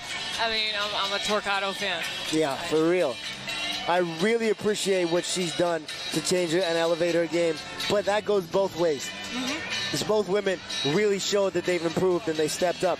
And this was their last fight. It wasn't like that was a year or two ago and they showed us improvement. Yeah. They showed us improvement in a short amount of time. We saw 10 terrific competitors here tonight. What a night it has been. Invicta FC 46. We saw Monique Adriane get her first Invicta FC victory over Paulina Fox Granados. We saw a massive matchup between Kristina Williams and Flore. Hani. Kristina Williams getting her first Invicta FC victory. Then it was Liz the Titan Tracy fighting at a catchweight, but taking on Danielle Dynamite Taylor, and the second straight win for Liz Tracy in her Invicta career. And then in our co-main event, what a battle it was. We didn't know much about Denise Gomes. We knew a lot about Milana Dudieva. We knew she had a thundering right hand. She had it on display. But The Brazilian fought back in the third round and won by TKO. Then in our main event, the rematch, Karina Rodríguez against Daiana Torquato, and it lived up to the billing. All 5 rounds between these two warriors as Rodríguez put her title defense on display. And this was anybody's fight going into the 5th round. And in the end, by split decision, Karina Rodríguez is still your champ. For Eve Edwards and Julie, this is Nate Bucati saying thank you and so long from Memorial Hall in Kansas City, Kansas.